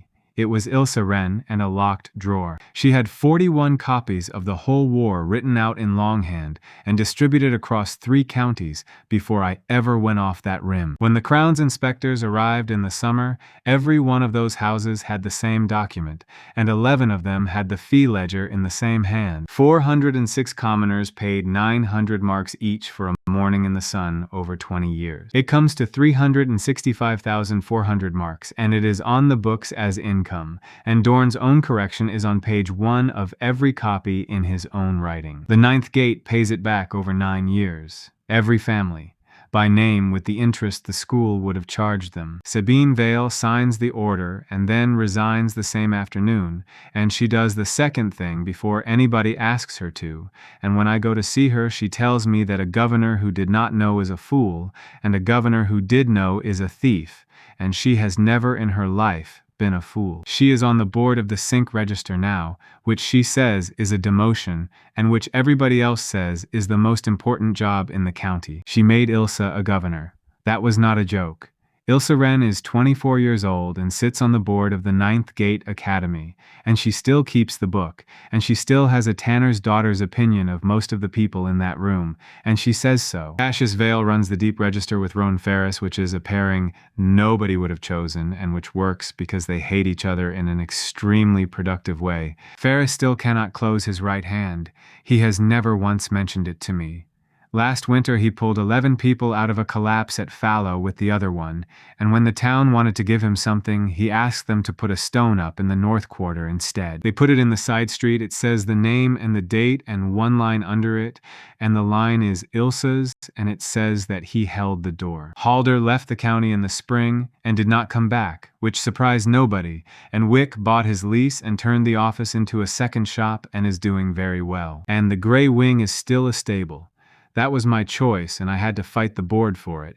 They wanted to move it up to the tower and give it a name with somebody's family in it. I told them that a leaking roof with 9 people in it who are not supposed to be there had produced 2 governors, a Deep Register warden, and the only student in 9 years to hold a ladder, and that they could fix the roof and leave everything else alone. They fixed the roof. I teach in it. That is what I do now, and I want to be honest about how strange it was for the first year.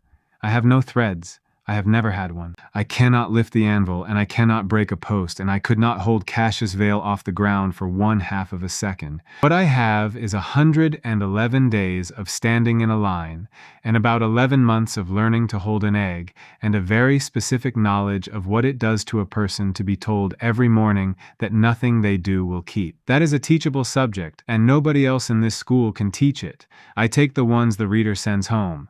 That was the second thing I fought the board for, and it took 2 years. Any candidate reading under 40 threads is now offered a place in the Grey Wing at no fee, and about 1/3 of them take it, and about 1/3 of those finish. Last spring, one of mine closed a sink at Marrow Ditch with 29 threads and a very good head, and the whole stable went down to the town and got loud about it, and I stood at the back and let them. My father has his tools. All of them, in the end. The bench planes came from Fallow. The vise came from the port on my shoulder and sat in the lane for 3 days before I could face bringing it in, and the chisels with the small crown were the first thing back on that wall. He is slower now. He works half-days and he takes apprentices, which he never did before, and the wall has more tools on it than it has ever had because his apprentices keep leaving him things. He has never once asked me what happened on that rim. Pia told him everything within a week, and he has never asked me directly, and I have worked out that this is his way of letting me keep something, and I love him for it. Pia is 19. She was measured last autumn and read 104 threads, which is the highest number ever recorded from the lower town, and which she has not stopped mentioning since. She is in the tower. She spends most of her time in the stable, and she still wins ties, and she still hits me twice in the arm, and about once a year she asks me whether I ever think about it, and I always tell her the truth, which is every single day. Wren and I were married in the spring after, in the churchyard, which some people thought was strange, and which we did on purpose. She still has the bad knee. It still comes on before rain and before fights, and there is nothing in these hands that can do anything about it anymore, and on the bad nights I sit with her anyway and hold it, which does nothing at all, and which she says is not true. She has a scar across both palms from a cable, and she is vain about it. She still says the sentence every morning. She said she would, and she does. She says it while she is putting her boots on, and it is the most ordinary thing in the world, and I hear it every day of my life. Cade Marsh has a father called Aldo, who is a joiner. I go out to Marsh Hollow once a year on the 11th, and I walk to the rim and I look at the sky over the white stone for a while. It is empty. It has been empty for 6 years. There is no seam and no bruise and no gray, and there is a ring bolt in the bedrock at the edge that the school has never taken out and that people leave things on. I stand up there and I do the same thing every time. I take the jug out of my coat, the one with the ring crack in the bottom, and I fill it from the flask, and I hold it in one hand out over 90 feet of nothing, and I stand there for a count of 20. Then I bring it back and I drink out of it, and it does not break, and I walk home down the road with the rest of them. A man gets handed the biggest cheat anybody ever got handed, and he uses it 10,000 times, and it works. He comes out of it able to lift a house, and it costs him the only thing that was ever any use to him, which was a day that stayed put. Watch what he actually spends his time doing after that. Not lifting things, learning to hold a cup without breaking it. Getting 6 people out of a stable, standing in front of a rope. He was strong the whole way through, and he was never once useful until he stopped throwing days away. Most of us will never be offered 10,000 lives. We get the one and it keeps, and that is the whole prize.